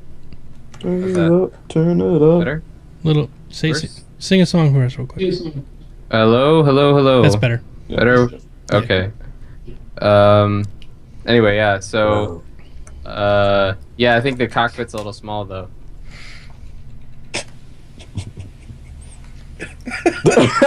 In the Avenger, yes, it is. Are we going to start about cockpits again? It's such a great word. Oh man. Yeah, we'll age gate this one. It'll have flickering lights and LSD use. So, okay, next. Yes, it's a very nice size. How long? So sorry. pleasant. I keep wanting to read them. I gotta stop. Yeah, we'll stop it.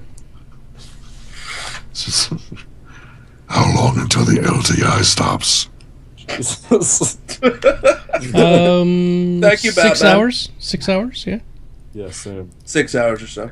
6 hours, guys. Hurry up. So if you're Get gonna shit get together. it, you better do it soon. Actually, I'm not sure if it's 6 hours. It might be a little bit longer than that. But basically, if you have not already chosen your ships, get on the ball and pick something. Buy a constellation and give it to me. And then go buy an Aurora or something. Which Chris Roberts said was his favorite ship. The constellation? Yeah, that's what he said. It was right after Domo stopped recording. Somebody asked what his favorite ship was, and he said, the Constellation. Did they expand anything regarding... I think he meant explain. Did they expand anything regarding Texas or fleet cache / fleet hangars, etc.? What the hell kind of question is it? Unfortunately, no, Texas. they did not. Unfortunately, no, they did not. They did not elaborate on it, which kind of bummed me out because in the last live stream that they did, they went very deeply into the subject, and then they were going to promise us that we're going to see something before the end of the year, and again, no comment in the next live stream. It's just why You got to figure though that they're going to have some severe taxing, and it's a good money sink, to kind of keep the economy in check. Mm-hmm. And they're also asking Taxes about fleet cache and fleet hangars. So, if you have Imperium owns a planet. we can only put our faith in it that there's someone there that knows how to handle finances even a little bit and knows how to play games. I mean, if you got someone like that, they could probably come up with a system, but we don't have any information as of yet pertaining to that particular subject. I think I would pay for I would pay in-game currency for to hire an NPC accountant to handle the fleet money. Dude, you know what? Unless let's do it like this. I'll be your accountant. Just hand me control over all your accounts, and I'll make sure everything works out fine for me. yeah, about that. No. All right, Yeah, next. Moving on. This one goes out to Core's wife. So you buy an Idris with the family's emergency credit card. You got about 30 days till the wife sees the bill. What would you do with the last 30 days of your life? Here's what you do. You go deeper in debt. You get yourself two $69.90 video cards. You start Litecoin mining them. You can make all that money back and pay for the Idris before your wife finds out. Well, the thing is, right, if this is already the end of your life, dude, spend everything that you can on that Right, card. you can't take it with you. Max it out, right? And then start selling shit that belongs to her, just so that you get more money, so that you can get even deeper into trouble. This is And from then the guy when who just got married. Yes, and then when you get to the point where I want a divorce, then you're like, haha, you don't have any stuff left, and then you're fine, But she's going to want half the Idris. No, she can't. It's digital property. She could own half of your fleet. Because you got No, she 37 ships. No, she can't. No, she can't. That's not how it works. Because technically, it's a donation. Because I get a reward doesn't mean anything. I didn't buy a ship. Did this go into your prenup? It did, yes. Yeah, You okay. can't have my ships. She got a piano. I got chips. It was fine. Oh, good. Or you could just placate her. Like we saw Core doing beforehand before the stream started. I promise, Just no more begging his ships, wife no for more forgiveness. I'm And sorry. he I didn't think we noticed. And he's like, but the sound was off. How could you guys know? We're like, we know. Motherfucker, we saw you. This cigarette will be my last, I promise. As he lights up another one. All right, next. Keep the ball rolling here. Let's keep going. What kind of sci-fi beginner here? What makes Star Citizen so unique to others out there? Wait, my question is, there's others out there currently? We have Eve out, Fuck Eve. which is impossible to fly. Yeah, Look, you can't fly the ship at all. Play Eve. You're not playing spaceships. You're playing online calculator. You're That's playing all it is. online Excel spreadsheets. Spreadsheets in space. There you go. It's nothing like Eve. Well, what sets it apart is that it's basically taking several different AAA games and putting them all into one. Like you've got Squadron 42, You got Star Citizen that are each the persistent universe. Plus, you're going to be able to play pretty much any game style you want. You can be a space trucker. You can be an explorer. You can be a pirate. You can be a mercenary or a military guy. Whatever. And also pretty graphics. So. And very pretty graphics. Chris Roberts has said that the console will never keep up with the PC, and because of that, we will crush them underneath the heels of our boots. The peasants will lick our toes with their nasty tongues. The way to look at Star Citizen, right? If you look at different games that will be coming out in sort of the same time frame, which is kind of like Elite Dangerous, the thing to remember with games like that is Star Citizen is going to feature a very immersive setting. It's going to be very immersive. You're going to have all this support for all this, what technically could still be called next-gen equipment. And, I don't know, if you're going for a real space sim, Star Citizen's your game. If you're going for the action-packed sort of sim experience, Elite Dangerous is your game, you know? It comes down to what you really want from it. It's going to be way better than the X game. Oh yeah, fuck. Look, after X Rebirth, just don't talk to me about X Rebirth until they patch that shit, which is like I stopped playing it. Yeah, I completely stopped playing because it sucks. It's unplayable. It's like an unplayable. I'm stuck in a wall somewhere. But yeah, so I mean, with Star Citizen, exactly. I mean, most of the content is going to be PvE in a lot of ways. I mean, interacting with the environment, mining, all that stuff, and then also doing missions for NPCs and just interacting with the space economy. That's going to be friends. Right, and playing with your friends is going to be a huge part of it. But PvP in general is, in terms of open world PvP, is going to be limited to the lawless space and in like arena instances. No. So, you can fight in lawless space, but someone's going to interfere.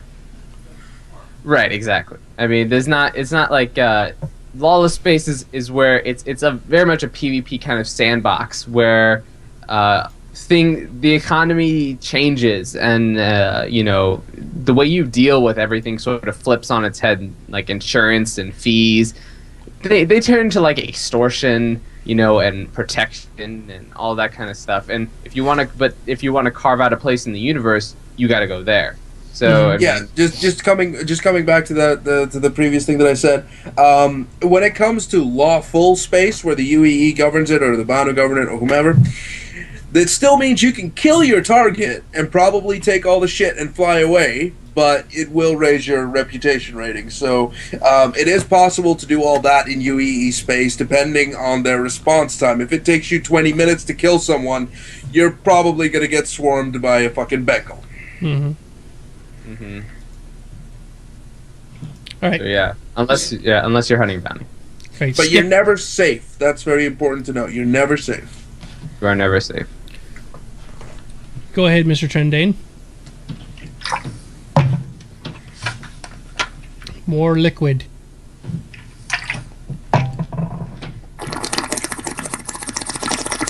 He's smoking a bowl. Legalize it. If you guys could see what I'm seeing, it looks like he's trying to. Oh yeah. Can you guys just like send NPCs as like a boarding party to another vessel? We don't know. Some junk. We don't know. Don't know yet. Sorry. Oh. We do know that you can have NPC wingmen, but that's about the extent of what we know. Probably not. I'm gonna bet. Well, it would make sense that you could, but then it would have to be specific NPCs that are set to like Marines or something. Again, we don't know. There's going to be a mechanic for it, probably. Who works for Weta? In the chat, they said I work for Weta. Weta. Yeah, that's a special effects company that worked on Hobbit. Come on. And Lord of the Rings. And Lord of the Rings, yeah. Oh, Stimpy. Stimpies. I'm jealous. I saw your wonderful statue at BlizzCon. Mm-hmm. Ben? It was very pretty. Oh. There was a statue of Stimpy at BlizzCon? He may have licked it. Don't think about that too hard. Ren and Stimpy's. No, the like that classic Orc and Wolf one is made by Weta. So. Oh. Well, very nice, Stimpies. I'm very. There you go. You should, if you're a Good 3D job, bud. if you're a 3D guy, you should get into the whole Next Great Starship competition. Help us come up with some cool graphics. Hey, go ahead there, Mr. Drinde. Next one, we'll skip over the. Do you guys think that the single-player aspect will hinder the depth of the persistent multiplayer MMO, which is a little bit redundant, multiplayer MMO, really? And how comparable it will be to the current MMO standards? I don't know. There is no single-player aspect to the persistent universe. Squadron 42 is single-player, but the persistent universe, Star Citizen, is not, right? No. Okay, so there's two ways you could take this question. The first is that the single player aspect refers to Squadron 42, in which case it won't hinder the depth at all since you do it beforehand.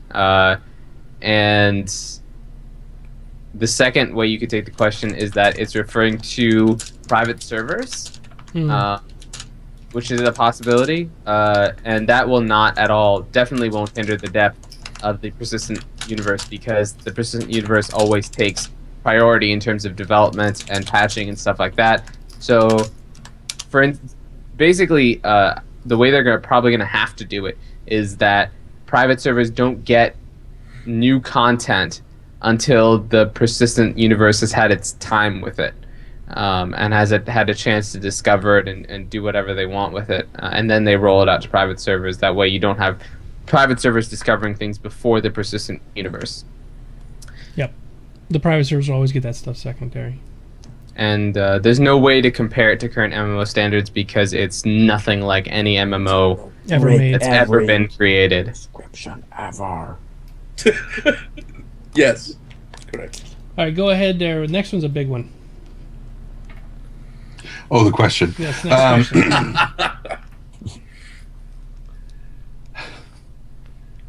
Which Perhaps.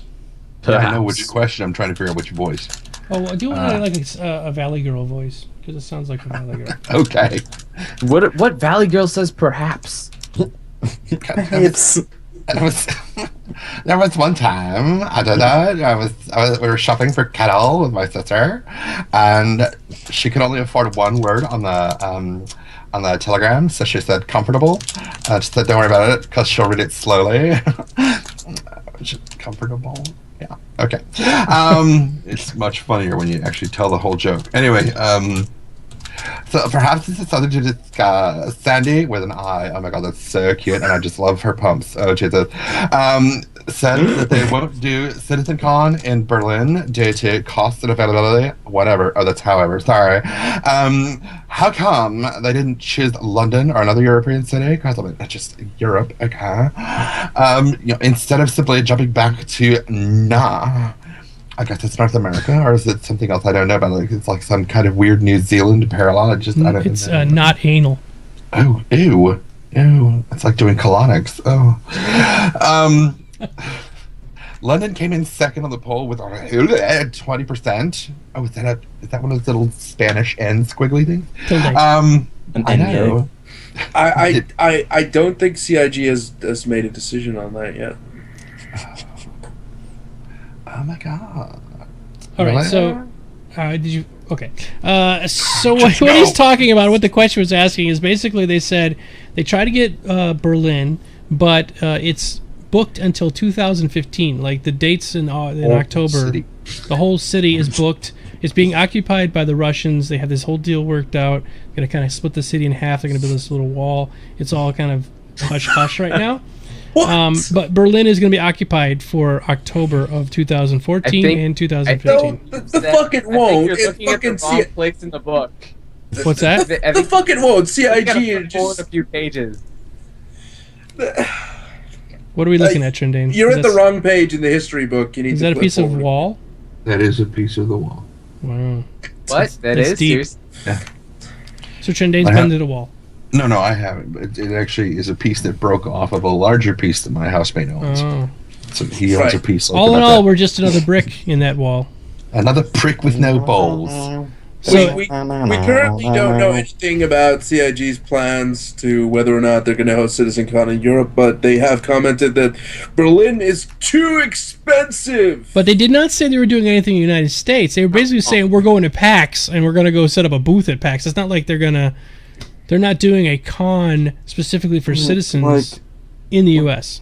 Just make the game. I don't care about. That's what I said in the chat. I was like, game is greater than symbol than con. Okay, because while the con is great and everything, I don't want them spending $1 million for a stupid convention that's going to be over in a couple of days when the game isn't even out yet. We'll come to PAX East. We'll hang out with you guys at Gamescom and stuff. But you don't have to really Berlin. That's too much money. Like when they say expensive, grand, it should be in caps, bold, italics. All they need to do is send Chelsea, Sandy, and Chris. We don't need any of the other people there. It's fine. I am gonna go to PAX East anyway, and I'll try to get interviews with them if they're there. I'm gonna have special pictures with me and Ben. I'm gonna say hey Ben, let's get naked. Take some pictures. Let's move on. Oh, Coco Bello wants to know how much millions of dollars we've all spent so far in Star Citizen. So we've done this before. So $4 million. Core is first. Go ahead, Core. $4 million. Core has almost every ship in the game. No, it's a number. It's fairly high. It's fine. His new wife, is sitting right next to him, and she can't know that number. Well, no, actually, it's only half of her new piano because she got a Clarinova 609, which she's really happy with. And I figured Perfect Nerd would know what I was talking about. So yeah, she got that. I can't even fit that in my apartment. So she got that, and she is a composer herself as well. So we might have to have a communication. That'd be great. Perfect. You and Perfect, you could, that'd be great. Because she is looking to get into that world. So, yeah. Anyway, moving on. Yes, it's about half of her new piano, and people who know the price of a Clarinova, or that can now Google it, will know how much money that is. Clarinova 900? Clarinova 609. It's a Yamaha machine. I think I've spent $240-ish. I'm at 250-ish. Including my new 350R, so... I'm in the several hundreds now. I think I'm at 600 and... Was it 635? Something like that. 600 something. Yeah. I spent 250 initially, and then spent another 75, and then 150 on the Retaliator. So maybe not that much. Maybe it was like 5. I haven't counted. I don't know. It's like 500 something. And Mr. Trendane, he is dead last. But we are going to be we're raising money for Mr. Trendane. Right down there below. We've already got the money for his new computer. But if you'd like to help get Trendane and Aurora, donate to that little link down below so we can get him a ship. Somebody in the chat, Clifford Livestream Gaming has spent $4,545. That is a real man right there. You're a rear admiral right there, right? You are nuts, sir. You are absolutely. Well, he did say that he bought a P tonight, same as me. So yep. There you go. Hi, Admiral. Congratulations. Now I looked at the Clarinova on eBay and I came up with $5,000. It's actually 7.5 when you buy it new. So I know exactly where Quarter's money is now. But the funny thing is, I got a 10% discount plus an extra 250 on it, which meant that it was exactly the price of an interest, and I saw that as a sign. And then when Amen. Jesus spoke to you, baby Jesus. And then when we got married, the gifts of monies that we received totaled to around $1,300, which kind of meant that there was Jesus also once again said, "You must buy an Idris." Another Idris. Come to me, Core. It's kind of interesting how all those sums of money start to look like fictional spaceships all of a sudden. Every time you got another like $100, it's like, ooh, I could buy a freelancer with that. Ooh, look, I can get another. Yep. Exactly. Yeah. And then Jesus was like, "You need to pilot this ship for me because the only thing I can use my hand for is a whistle." No? Okay. Well, Praise Jesus. Moving on. What's the next question here? How the hell does Jesus eat M&Ms? They keep falling through the holes. I think he uses a cork. Yeah, that's true. He uses a fork. Or maybe Cork. he could use like a fix-a-flat. Fix a flat. Yeah. So I'm gonna rubber grommet. Right, go ahead. That is. Go ahead, Trinday. Next one. Rubber grommet. Okay. I just like the word grommet. It's such a cool word. Grommet. He's also a really cute character. I've had a crush on Grommet for a long time. He's very cute. Little dog. So I guess I'll just go with that voice. Since the new ship has drones, do you think we'll be able to see combat drones like in EVE Online? Taters. Mm-hmm. Taters. I think so. I think we'll have combat drones to some extent. Maybe not exactly like EVE Online, but Actually, I think combat drones might be out. Maybe defensive drones or repair drones. Those would make sense as automated systems, but combat drones specifically, I don't know. I don't see it because it's supposed to be a Twitch-based, skill-based game, right? Now, if you have a ship that's specifically outfitted just to fly out 100 drones, and you're just going, I don't need to shoot anything. But what if you're old and slow like myself? I need 1,000 little trips flying around shooting BBs at this other ship because I can't move quick enough. Maybe you can have like one combat drone. Like you can pay. It's going to cost a lot of money, and you're going to have a lot. You're going to have to modify your ship space and cut out a lot of cargo space just to be able to hold this thing. The thing about combat drones in EVE was that the ship that you actually had was super armored, super shielded, but you had no offensive capabilities other than your drones. That's the way that it was set up. Maybe like a Starfarer. Yeah, that's exactly my point. But if you have a Starfarer with 75 tons of space, you could probably fit 75 fucking combat drones in there. Be like, you don't want to mess with me, pal. So unless you have to have like like in FTL where they have like a control center for drones that you had to install, and that would take up space as well. So it's like a trade-off, and that takes power. Says, what's the difference between an NPC man turret and a combat drone? I kind of figured that question was coming as well because, again, it's a fucking NPC turret. An NPC turret is still attached to your ship. You're still flying the ship. You're still, in some way, in control of the ship that you're currently on, and the NPCs on you, or even your wingman, because it is possible to have your NPC wingman act as ships. The difference is that when you lose a combat drone, it's probably not that expensive because, hell, it's a combat drone. You replace those things by the dozen in EVE.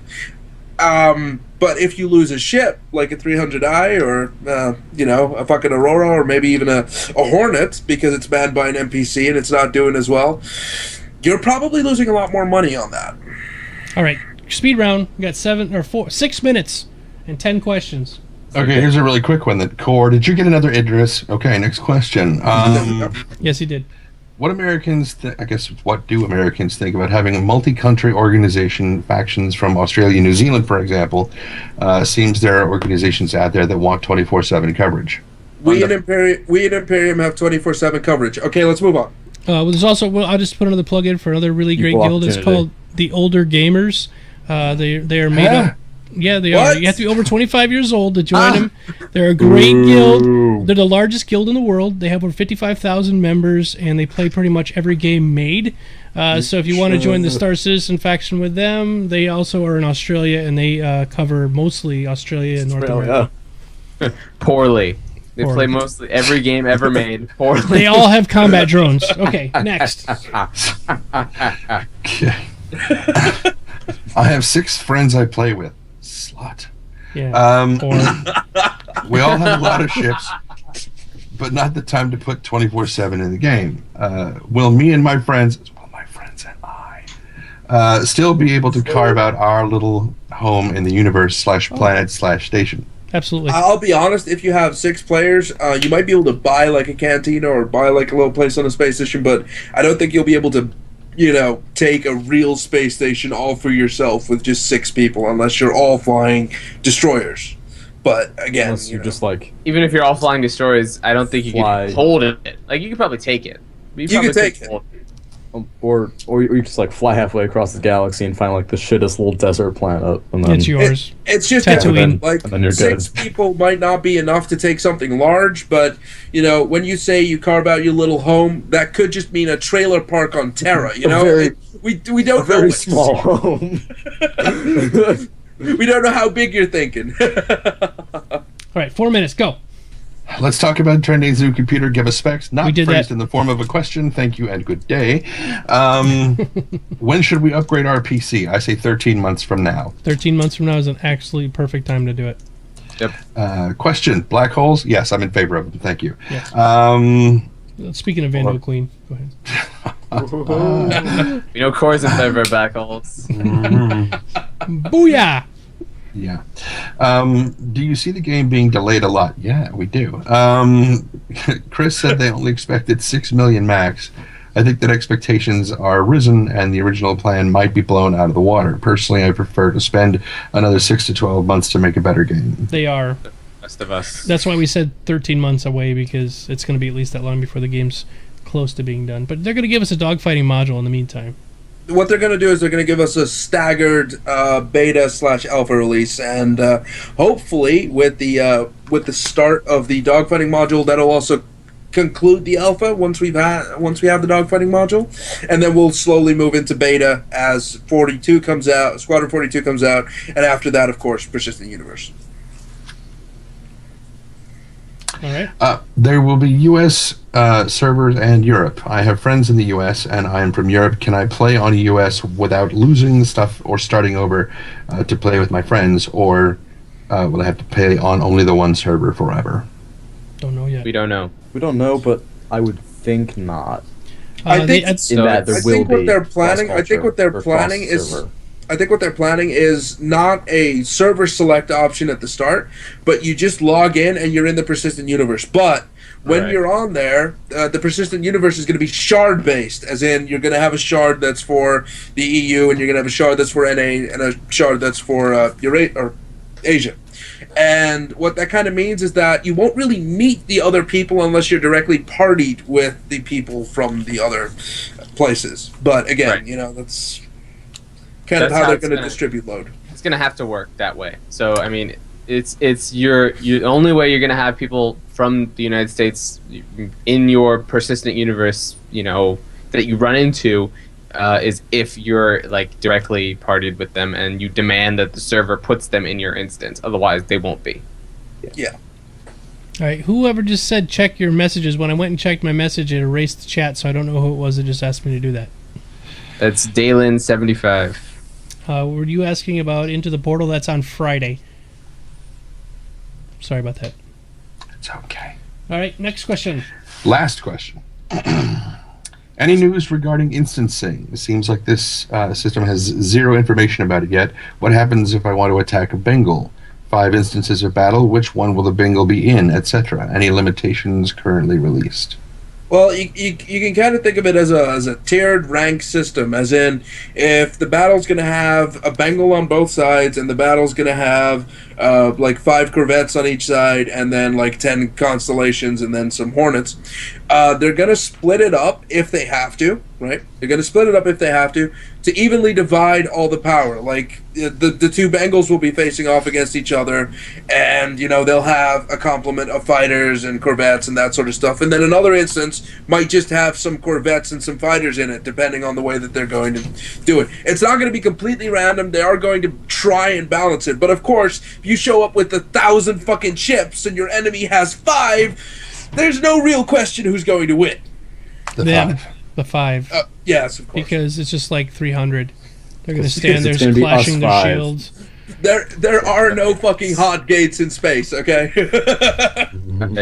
In that case, I'd like it's to just know like Shall Game of Thrones. pass. What's that, Perfect Nerd? What?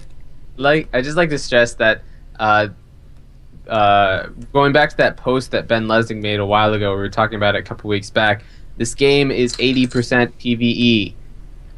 That's just the way it works. It's most of the game is interacting with the environment and the economy Space truckers. and with it's NPC ships, right? The big space epic fleet battles are like maybe once in a blue moon. Like that's not going to be like the everyday occurrence unless you're actively your faction of whatever ships is actively at war with another faction, right? That's outside of that extenuating circumstance, you're not going to run into these gigantic battles every day, which is why we don't have tons of information about them. Yeah, I also had an interesting conversation earlier with someone who was like, you cannot hold your own region of space. Well, I'll tell you what, if 1,000 people from Imperium decide to hole up in one region of space and decide to kill anything that tries to fly through it, I don't really think there is such a thing as not owning the space, because you're still occupying it and tearing up shit. So regardless of how that's going to work or what the mechanics are behind that, you know, players are the kind of people who break the system in those respects, and it's going to be interesting to see how that's going to progress. All right, we're out of time. Yes. Okay, so perfectly on time. Real quick before we end, remember everybody, if you'd like to donate to Trendane's Fund, the link's down there below. Perfect Nerd, tell us about your channel. You can find me on Twitter at Perfekt Nerd. It's one word. You can find me on YouTube at PerfektSC. And I haven't put anything on there just yet for the most part, and I probably won't for a little while because I'm super busy right now. But you can always upload this video to it. Right, but that doesn't really take any effort, does it? Well, still, it's on your channel. Oh, great. Thanks for ruining that illusion for us. I mean, like personal content. I haven't done anything in a little while, and it's going to be a while before I can actually do that. So, right, Pancakes, go. All right, we're starting a new show at the end of this podcast called "What's on Pancake's Desk," and today we have a couple of used tissues, and Pancakes has a cold. Buzz Lightyear did not need to show us the used tissues. Yeah, we don't know what those tissues were for. Actually, you don't really have a runny nose, so you can only guess. It was from a couple months ago. I'll be honest with you. Wow. And you kept them? You need to exercise your rights a little bit more. It was a fantastic wank. An epic. Great to remember. Fantastic. It was just glorious and fire and love and It was rainbows. All right, go to Core next. Go, because Trendane's a little bit lost right now. He's verklempt. All right, go ahead, Core. I am a live streamer. I stream on Twitch. My channel can be found by basically my name down below. Just to add that behind Twitch TV. And I'm actually starting up my streaming again because I've been out of it because I just recently got married on November 15th. And you got a PlayStation 4 which can stream.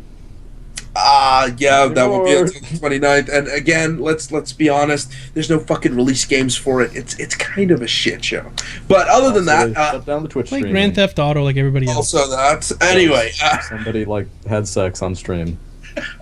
What they did is they got their female counterpart completely drunk and then lifted their shirt. Then 15 minutes later, the cam went off, came back on, and she was naked. So it was basically just sexual assault. Anyway, point is, this has nothing to do with my Twitch channel. There will be no nudity on there, unfortunately.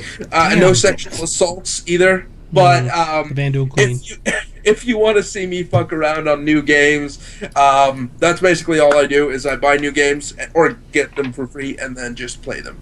So. I do some reviews.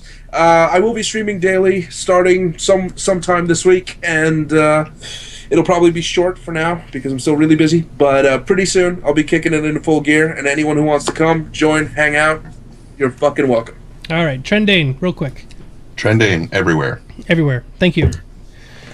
And I'm Geekdomo. This video will be available on YouTube as soon as possible. It probably won't be ready till tomorrow morning because even though I uploaded it, it's 2 hours and 10 minutes long already. And so it takes a while for YouTube to re-render it and all that bullshit. So it'll be available probably first thing tomorrow. I'll put it on Reddit and Twitter and all these other places. So you can watch it if you missed part of the show. And thank you so much for coming over here tonight. It was one of our biggest shows yet, so thank you. Excellent. Thanks, everybody. And thank you guys all very much for being here, and I hope you guys all have a good day. Yep, and we will see you all very soon. Until next time, see ya. Giving you a hug. Didn't really work out. That's weird. Okay, good night.